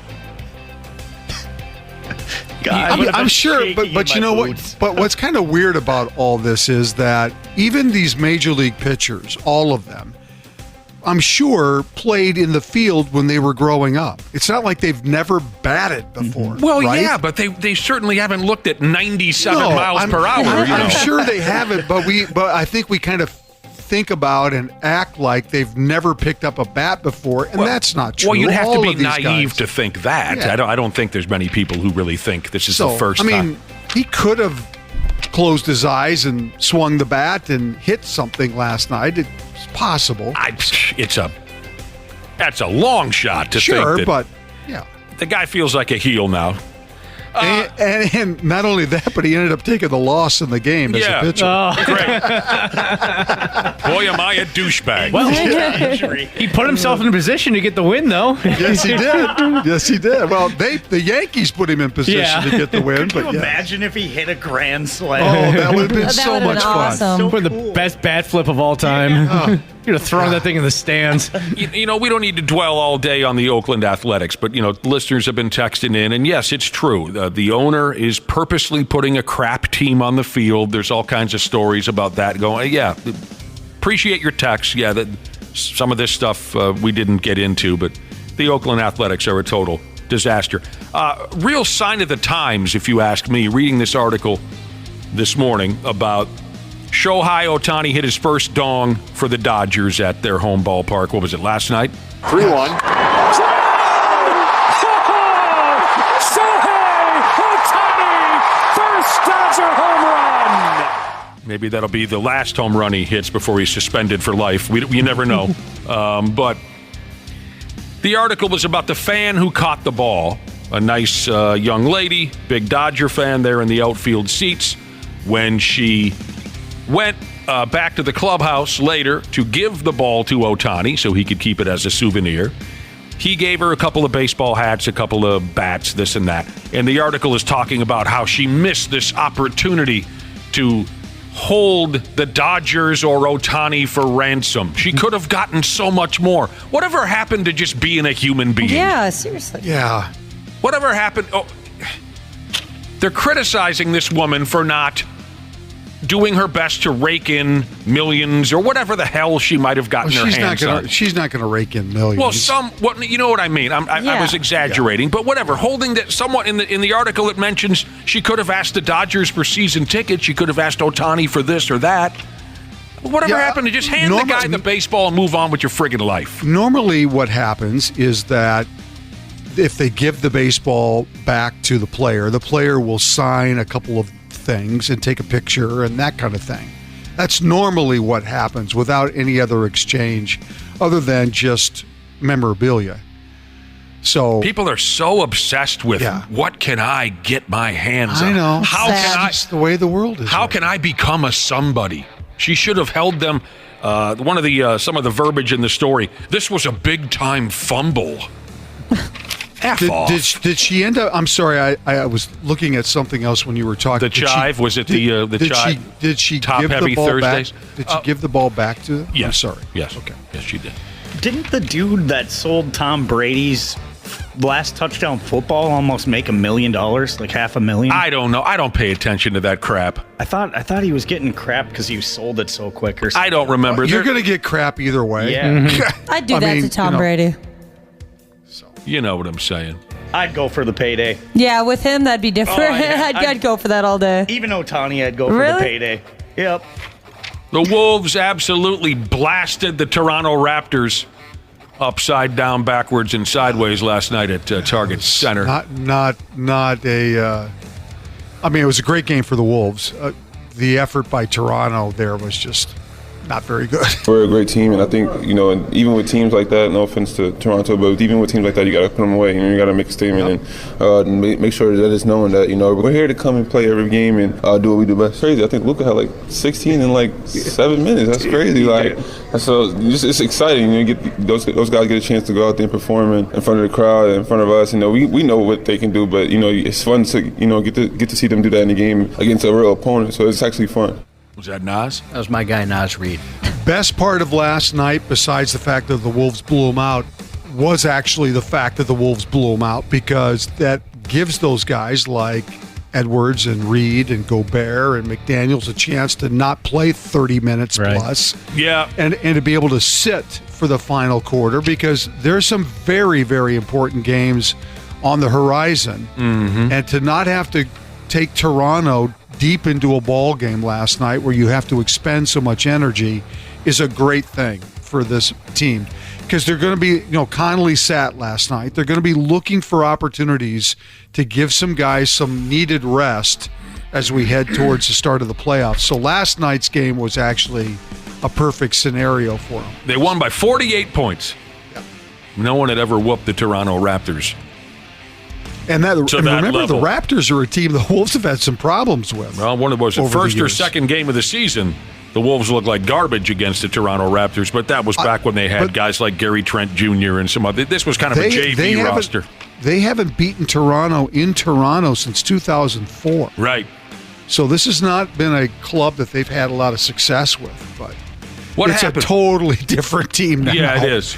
It's just, I don't even know who any of them are, to be honest with you, other than McDaniel's brother. Right. Boy, they are eerily similar.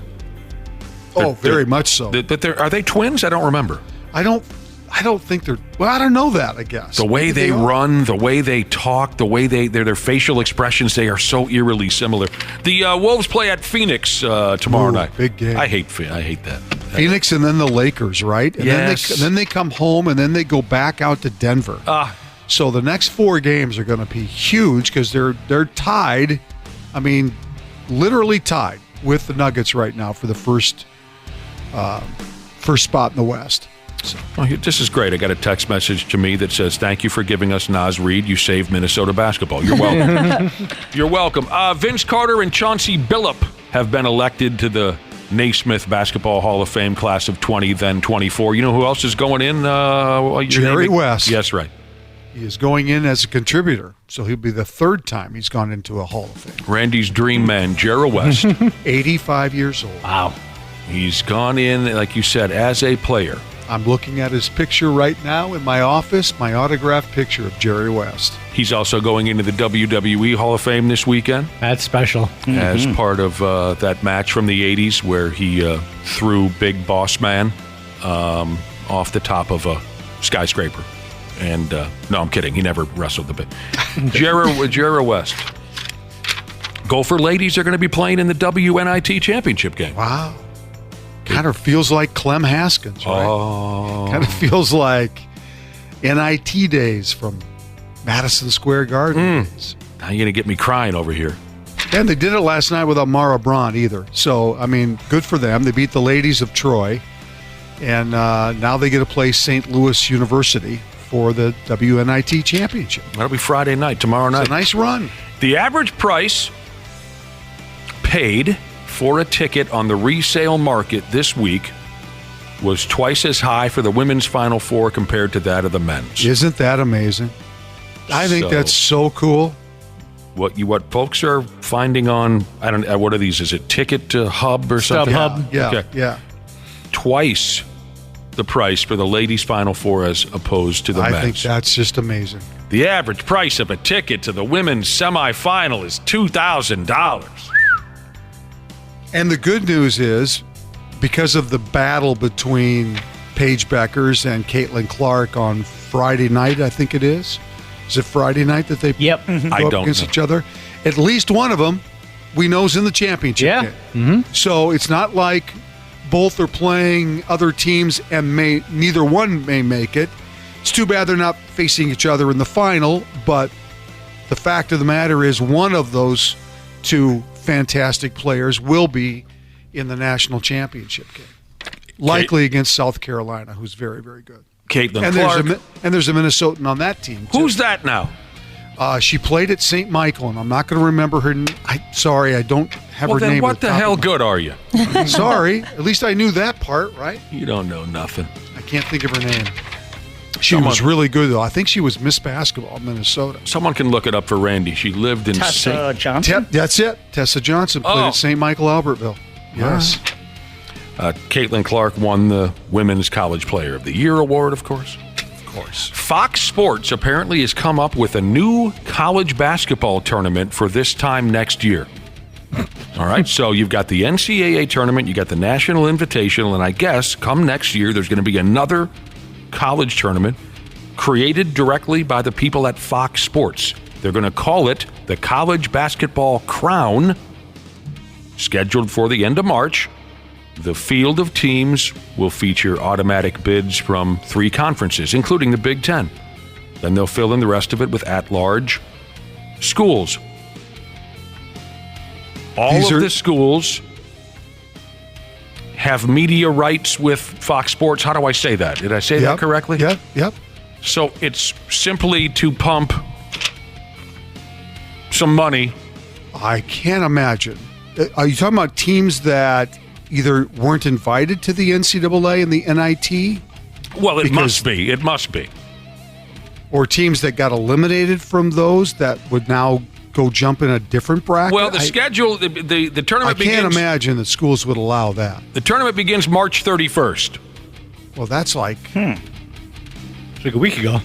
Yeah, crazy. So I don't know how it works. It hasn't happened yet, but it's just it's interesting that it's just been completely concocted by Fox Sports. I don't know if that's going to be pulled off. All of the teams have media deals with Fox Sports. So it's just a money hump. Yeah, that is going to be silly. Yeah, I was going to watch that. That's absolutely silly. Yeah, I don't know if that's going to... A little bit desperate. Buffalo Bills traded that Stephon Diggs guy. Sure did. Dude. He's an idiot. He can't help it. He's just an idiot. Dana, it was almost like you were going to cry yesterday. I did feel pretty deflated. Your reaction was extreme. Why? When you saw that news. Why? The guy's an idiot. He's wildly overrated. Who cares? For a second, I almost forgot that he wasn't on the Vikings. I was like, oh, no. And then I was like, wait, he plays for the last 4 years. I actually don't care. The Bills don't need that aggravation. He yells at the quarterbacks. He's a prick. Yeah, but he's good. I mean, but he's not that good. He's been overrated. pretty damn good. He's not that good. He's an overrated jerk. He is going to go to Houston and help that club quite a bit, though. Definitely. F him. I think you see what the Texans are doing. They realize because their rookie quarterback is under that rookie contract. They don't have to pay that guy the incredible amount of money that normally great quarterbacks make. So now is the time for them to spend money on other positions and try to win a Super Bowl before they have to end up paying Stroud the big time money. So they are going after a whole bunch of people right now. They signed the DN from the Vikings, Daniil Hunter. I mean, they're going after everybody right now because they realize this is their window to make a serious run at a possible Super Bowl. A listener says the Texans now have more players on their roster from the Hennepin County Fluke than the current Vikings roster does. It's probably true. Good point. F that Diggs guy. He's such a prick. Overrated. Your stupid football team there in Buffalo, they're not going to miss him at all. Patrick Buffalo doesn't have any receivers left. Yeah, they'll be effing fine. They lost Gabe Davis in the offseason. Who cares about the Buffalo Bills anyway? Well, Ashley Wapple and Dana said. Ashley Wapple and what's the other? Josh said. Pat Mahomes, the old man, Patrick's dad. Do you think he'll really do prison time? Oh, I wouldn't Probably think so. not. No. I hope not. Guys like that typically don't do that. He's he's looking at his third D-dub in recent years. He was charged yesterday with felony DWI. Oh, boy. He had an open can of beer in his center console. According to an attorney down there, usually this kind of thing results in a prison sentence of 2 to 10 years if convicted. That's hilarious. I think he'll be fine just because I know people in my life who have had more than 3 DUIs, have even had felony DUIs, and they still haven't seen the inside of a jail cell. Yeah, don't we hear stories all the time about a guy gets arrested for his 22nd and he's finally put behind bars for 6 months or something? And those are people that don't have the deep pockets the Mahomes family has. For an awesome lawyer. Yeah. Right. Well, I mean, I don't know. I don't know how it works. I just don't want him to get behind the wheel and kill somebody. Yeah, that's the only absolutely. thing that I would say. I mean, if it keeps him from doing that, then fine. That's where he should be going. I know a guy who got 3 DWIs and he came awful friggin' close to doing real jail. Who knows? But he is the father of that guy. So He'll probably end up getting like treatment or something along those lines. Sounds like he could use that. Yeah. Get a cushy prison cell. this old trick again. We'll close with this, Randy Shaver. Word is that Tiger Woods has eliminated sex while he's training for the Masters golf tournament. This is according to a friend of his. Sure. Clear your mind. Right. Not your cannon.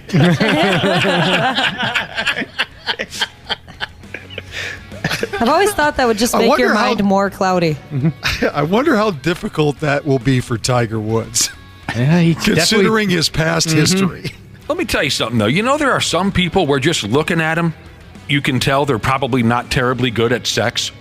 Tiger Woods is one of those people for me. Really? Most definitely. Yeah. You know, Yeah. Ashley, you know what I'm saying. Yup. He doesn't look like he's any good at it. Nah, he gives me that vibe. It's just a look. It's just a look on certain people's faces. You go, they don't know how to fold. I'm interested in this, Ashley. Why would you say that? What is it about his look? I don't know. It's just kind of boring. Huh? Yeah, kind of dorky and boring. I'm willing to find out for you guys. Josh will take one for the team. Thank you, guys. You don't think he looks dorky and boring? I guess I don't look at it that way. No. Remove the sexual theory that Ashley and I have on him. Just on the surface. You don't think Tiger Woods comes off dorky and boring? No, I do not, actually. Cool? Mm-hmm. He's like the last cool. He's cooler than Kirk Cousins. Well, it doesn't take a lot there. Well, for Christ's sake. Talk about someone who's probably boring. Cooler than Kirk Cousins. Yes. A golfer that I think would just be absolutely just disgusting in bed, and I Dustin hate even Johnson. saying it because he's older, but John Daly, he looks like he would just do nasty things. Jeez, Ashley. He puts off that vibe where he's like, I ain't afraid of nothing. Of course he does. He could bump. Oh, heck yeah. Yeah, John Daly can bump. He's got to be the best lover in golf by far. Oh, no, Dustin Johnson. Dustin Johnson's got Wayne Gretzky's girlfriend or daughter. Oh, and he's tall, handsome. Yeah, that doesn't mean he'd be a great Settle lover. down, Wapple. I love Dustin Johnson. We can tell. Yeah. You can, but the looks don't necessarily. It's the persona. It's the vibe, swagger. right? Yeah, he has that. He's The got riz. some swagger. Does he have some swagger? Oh, Who yeah. is this I've now? only seen pictures Oh, of him. just watch him walk on the golf course. Yeah, he's a pretty cool Oh, he's dude. Who got are we it? talking All right. about? Oh, yeah. Dustin Johnson. Never saw him. He definitely looks like a stud. Oh, yeah. I can't believe that you think Tiger Woods looks cool. Yeah, and that red shirt on that's Sundays. That's the last damn way I would ever describe him. Well, there you go. The Masters. You and Brad Ryder can. That's not this week, but it's coming. What's this deal again, Josh? When the Dutch rudder? Yeah, you and. Oh, I take that. That's the double Dutch rudder. Yeah. Oh my God. What is that? Yeah, it's the double Dutch rudder. You and Brad Ryder can double Dutch rudder each other next week when discussing the Masters. Work your way up by starting with docking, and then go from there. That's what it's going to be next week when the Masters happens. Just Randy and Brad double Dutch ruddering each other across the room. I'm so glad I got to see that. Oh my God. That is a hilarious move, the double Dutch rudder.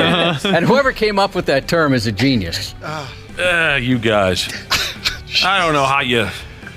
Man, I am so fortunate that I have survived this radio station over 20 plus years. I don't know where you come up with some of this stuff, Randy, but we do our best to go along with it. Yeah, Randy, you got great material for us. Yeah, I guess. We got to get the hell out of here. We'll talk to you tomorrow. All right, sounds good. All right, we'll be back in a minute. Half-assed morning show. They're loud, they lose control, they do their little circus act, they're a nuisance. 93X. Our experienced and certified technicians at Standard Heating have been trusted to keep our fellow Minnesotans comfortable and confident for over 90 years. We're ready to do the same for you, providing comfort you deserve since 1930. It is the triple savings spring sale at Standard Heating and Air Conditioning. Install a new furnace and AC combo and save up to $3,000 with manufacturer and utility rebates along with Standard Heating's discount. That's a trifecta. Visit standardheating.com.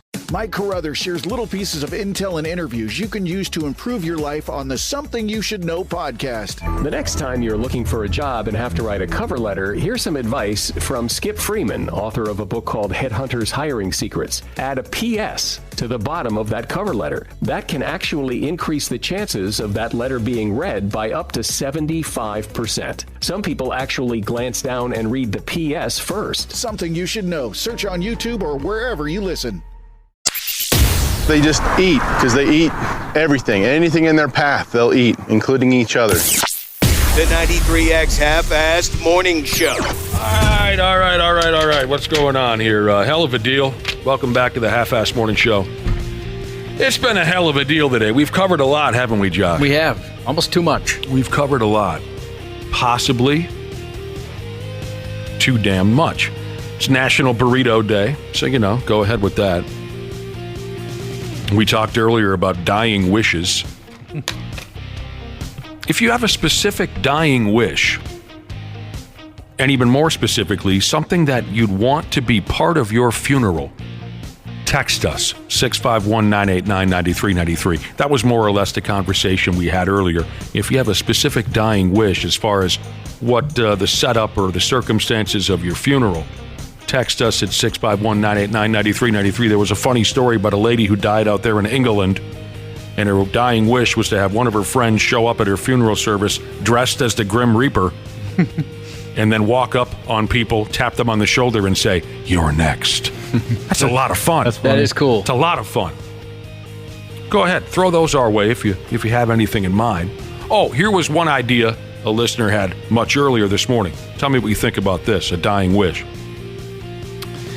Everyone at my funeral gets a taser, and the last person standing gets all my belongings. That's funny. That is awesome. That's fun. That Yeah. I would like to watch. I'd pay money on pay-per-view to watch that go down.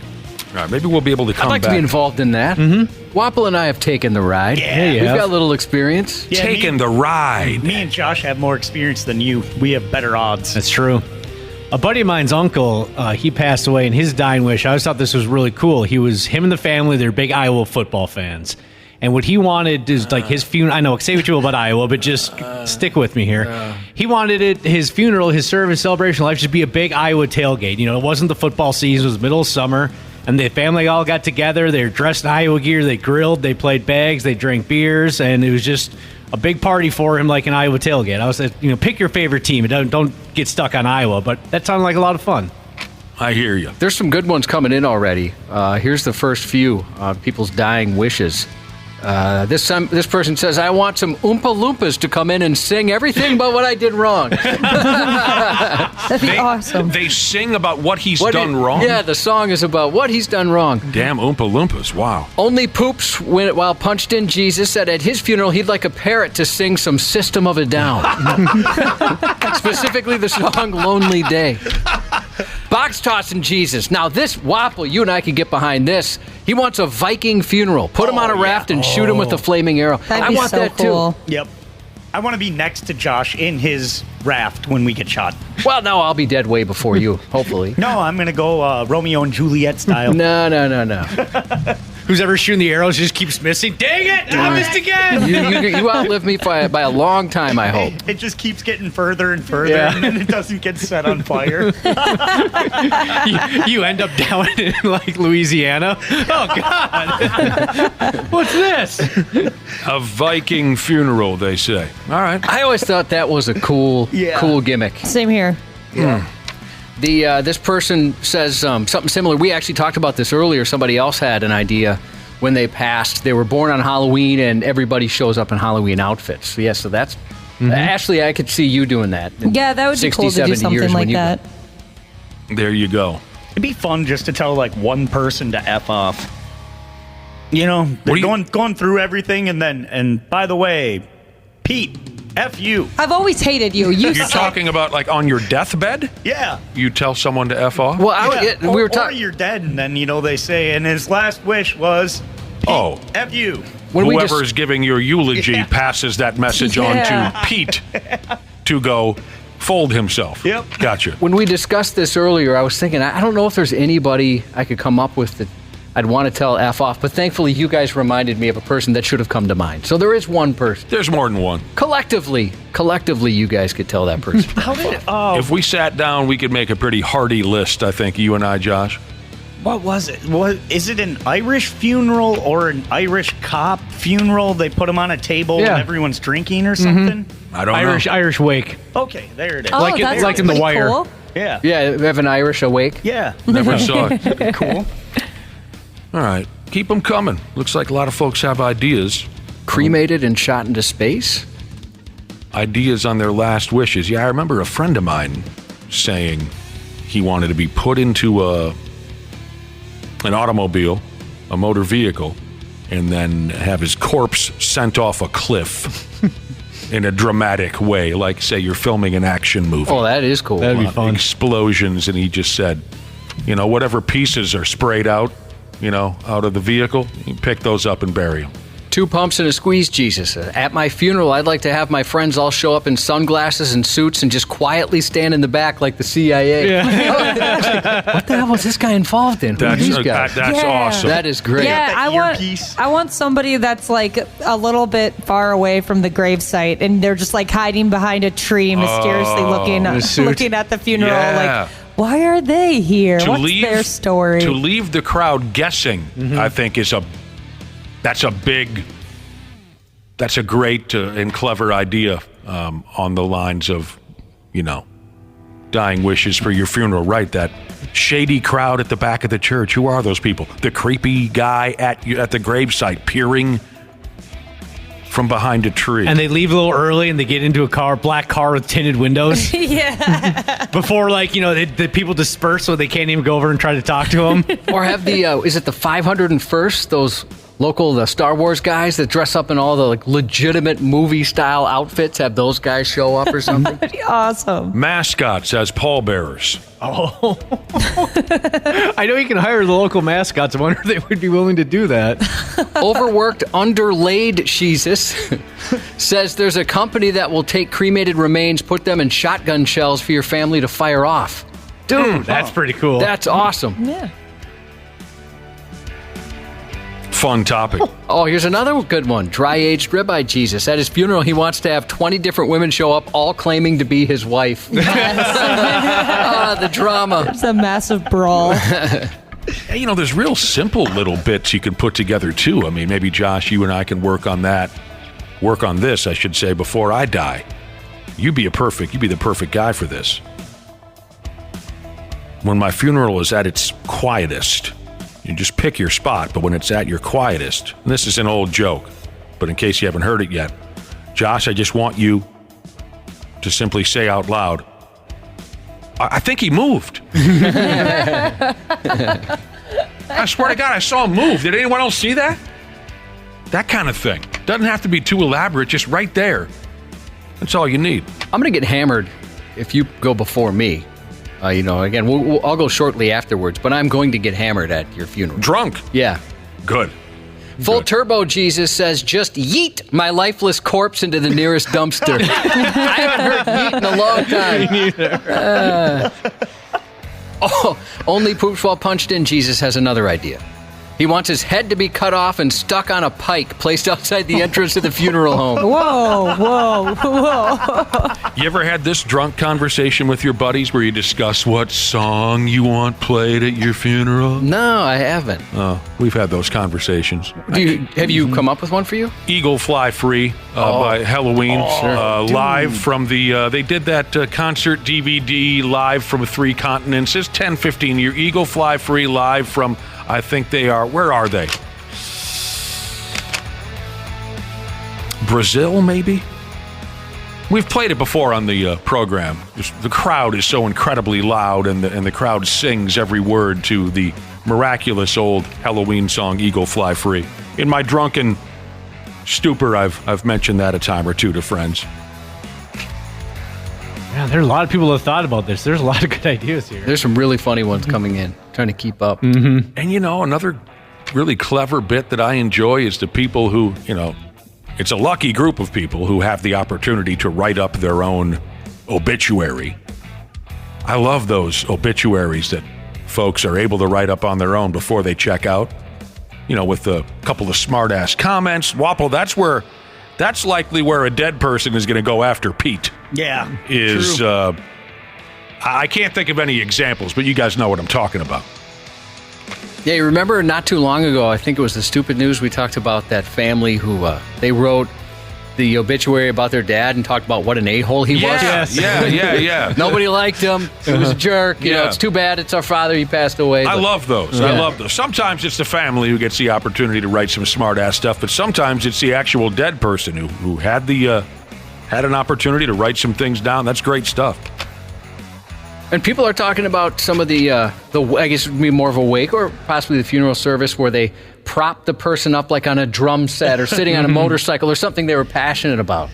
Remember the guy that was playing poker not too long ago? Got like some old Mountain Dew cans in front of them and stuff. Some of those where they set them up in front of a TV and put the damn Xbox controller in their hands. Some of that stuff does give me the creeps. It looks a little too realistic. It doesn't really anymore, seeing a dead body, but I remember as a kid being terrified to go to a wake. Like my parents would bring us to one, and I remember the first couple just thinking, I can't do this. I don't want to go as a little kid. Oh, yeah?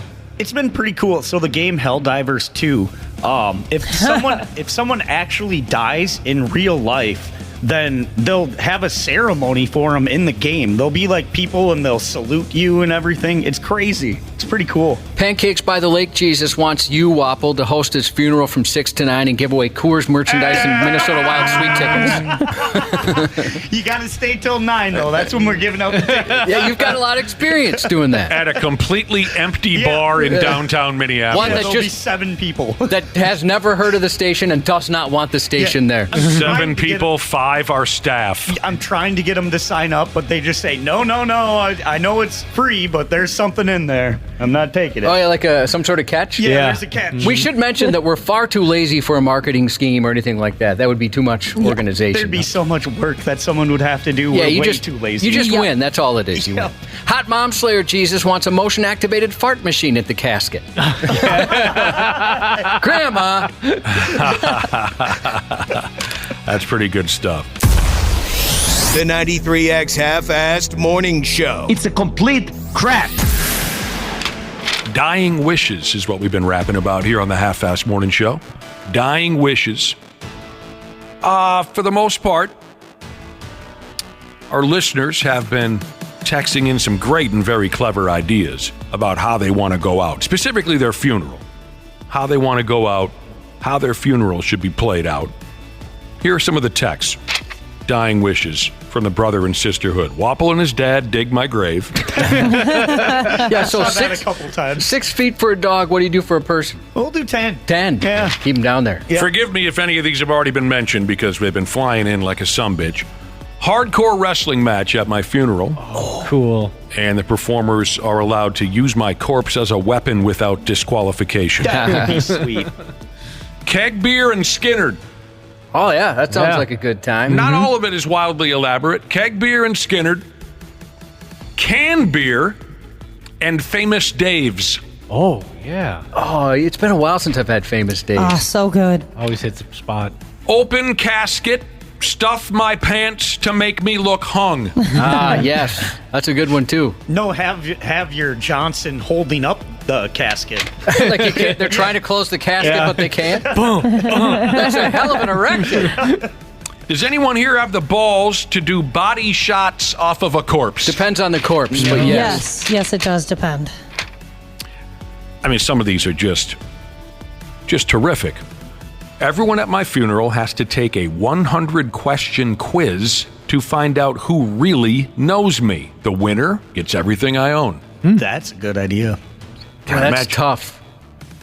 And my wife is basically, I don't know if she's trying to trick me or what, but sent those surveys, where you're supposed to know this or that about your significant other, and I know next to nothing. Oh, gosh. I know next to nothing about myself, too. Like, what's his favorite song? Like, I don't know. Yeah. You gotta get some flashcards going, John. You gotta ask somebody. I have very few opinions. I'm not sure.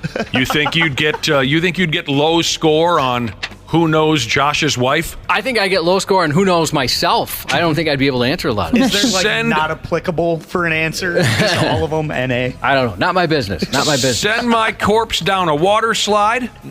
That's cool. That's awesome. These last two are just so wonderfully creative.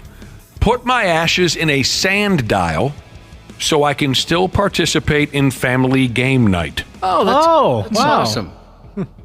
And I want my remains spread around Disney World. Also, I don't want to be cremated. Excessive diarrhea, Jesus said he wants his remains scattered into the crowd. Also, he doesn't want to be cremated. Just raining down on your significant others.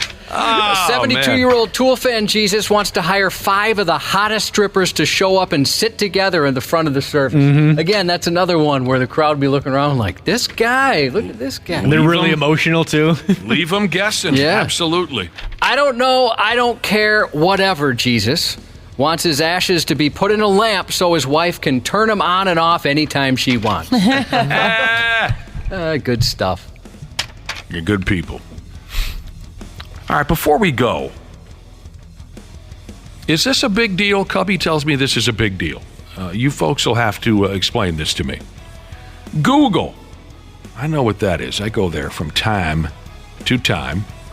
Google just agreed to delete all the data they've been collecting from people's incognito searches in Chrome. Do you guys know what that means? Explain that to me. So if you want to go to a site that maybe you don't want in your search history, you go to an incognito window. And I think there's plenty of people who thought that information nobody knew about. That it was just, you could go out and look at whatever you want, nobody's ever going to find out. Now, you're right, it doesn't show up in your search history or anything. So you're telling me that all the while people were searching shady things on incognito, they thought it was being kept a secret, but it hasn't for all these years. I think that plenty of people thought that nobody would see that, but your internet provider knows what you're looking at, and then Google obviously has that information too. The FBI. So, a lawsuit filed a few years ago accused Google of misrepresenting the type of data it collects from those searches. The lawsuit was settled late last year. The details are just coming out on a court filing. They agreed to delete billions of records from people's private browsing sessions. The plaintiffs wanted $5 billion in damages. That didn't happen.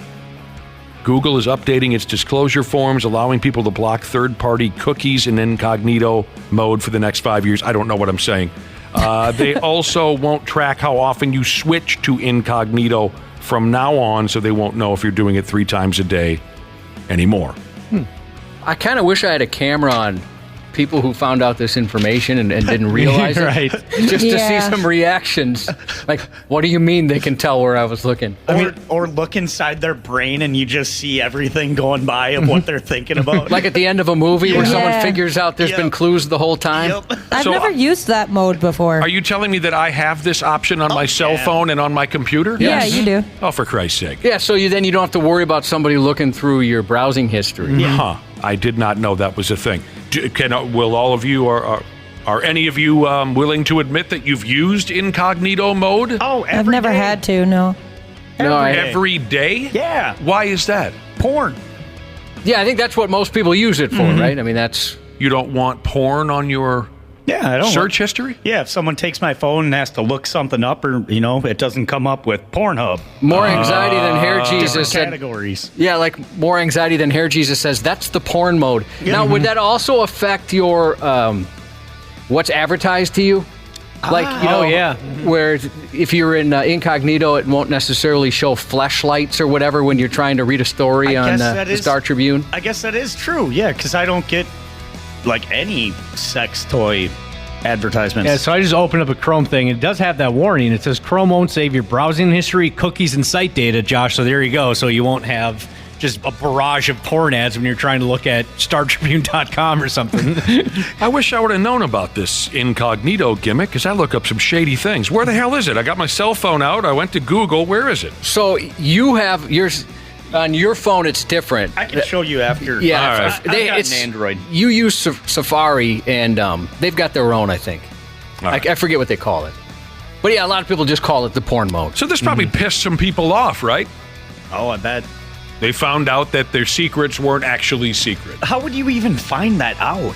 Like the plaintiffs, how would you be like, nope, I know that they have all that? Someone smart computer hacker, person. highly skilled computer dork kind of a person probably was the first to stumble upon it. All right, so just wanted to throw that your way. Yeah, I'd always heard that like your internet provider, whatever you got, they know what you're doing anyways. If you're real concerned about it. But I think, isn't most people just so, like you said, Wapple, their kid doesn't mess with their phone and all of a sudden there's a porn site on there, something like that? Oh, God. Can they do that with your pictures? Is there a button you can hit to where, let's say, your mother is using your phone, right? Maybe to look at a picture. Now, first off, you'd have to be kind of a sucker to hand your mother your phone, but sometimes we get caught in situations we don't have control. Mom might have grabbed it out of your...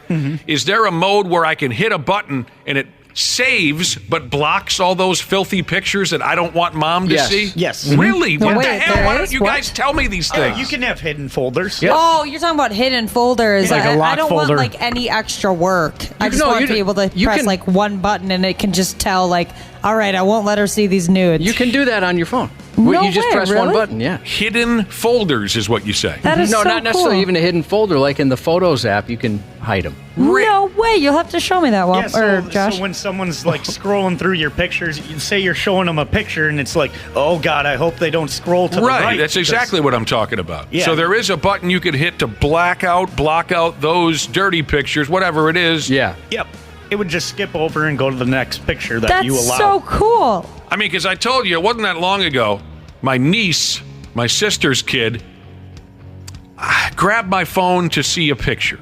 And you were just sweating. And well, no, I mean, some folks would be too afraid to say something, but I directly said it. I said, do not swipe any further than where you are. Do not, if there's anything, I beg of you, do not swipe left or right. It is common courtesy these days. People do know to not swipe on somebody's phone if you're showing them a That's picture. like Yeah. Oh, yeah. It's got, yeah, exactly. But the I'm problem always with- very careful about that. The problem with parents is that they'll zoom in. Oh. And so they'll accidentally go to the right or left. That's what I was worried about because she's a Can't do kid. that. Old folks and kids, they'll stumble F around and hit the wrong button. Yeah. Yeah, anytime somebody says, all right, scroll to the next one, I'm always like, are you sure? Do you want to do it first? Just in case? Right. There we effing go. Oh, wow. We got one more day to go. Yeah, tomorrow's our Friday. That's pretty cool. Hopefully it's everybody's Friday tomorrow. Before we get out of here, happy 7th to Anna Mae from NWO Jesus, who reminds her that every year is better than the next. That's great advice. I also always liked, it's a little worse than yesterday, but better than tomorrow. That's a great answer, too. The 93X Half-Assed Morning Show. 93. The 93X Half-Ass Morning Show podcast is sponsored by Standard Heating and Air Conditioning. New episodes drop each weekday. If your podcast platform has ratings, go ahead and give us 5 stars and maybe give our enemies 1. Thanks, and here's a word from our sponsor. Install a new furnace and AC combo and save up to $3,000 with manufacturer and utility rebates along with Standard Heating's discount. Visit standardheating.com.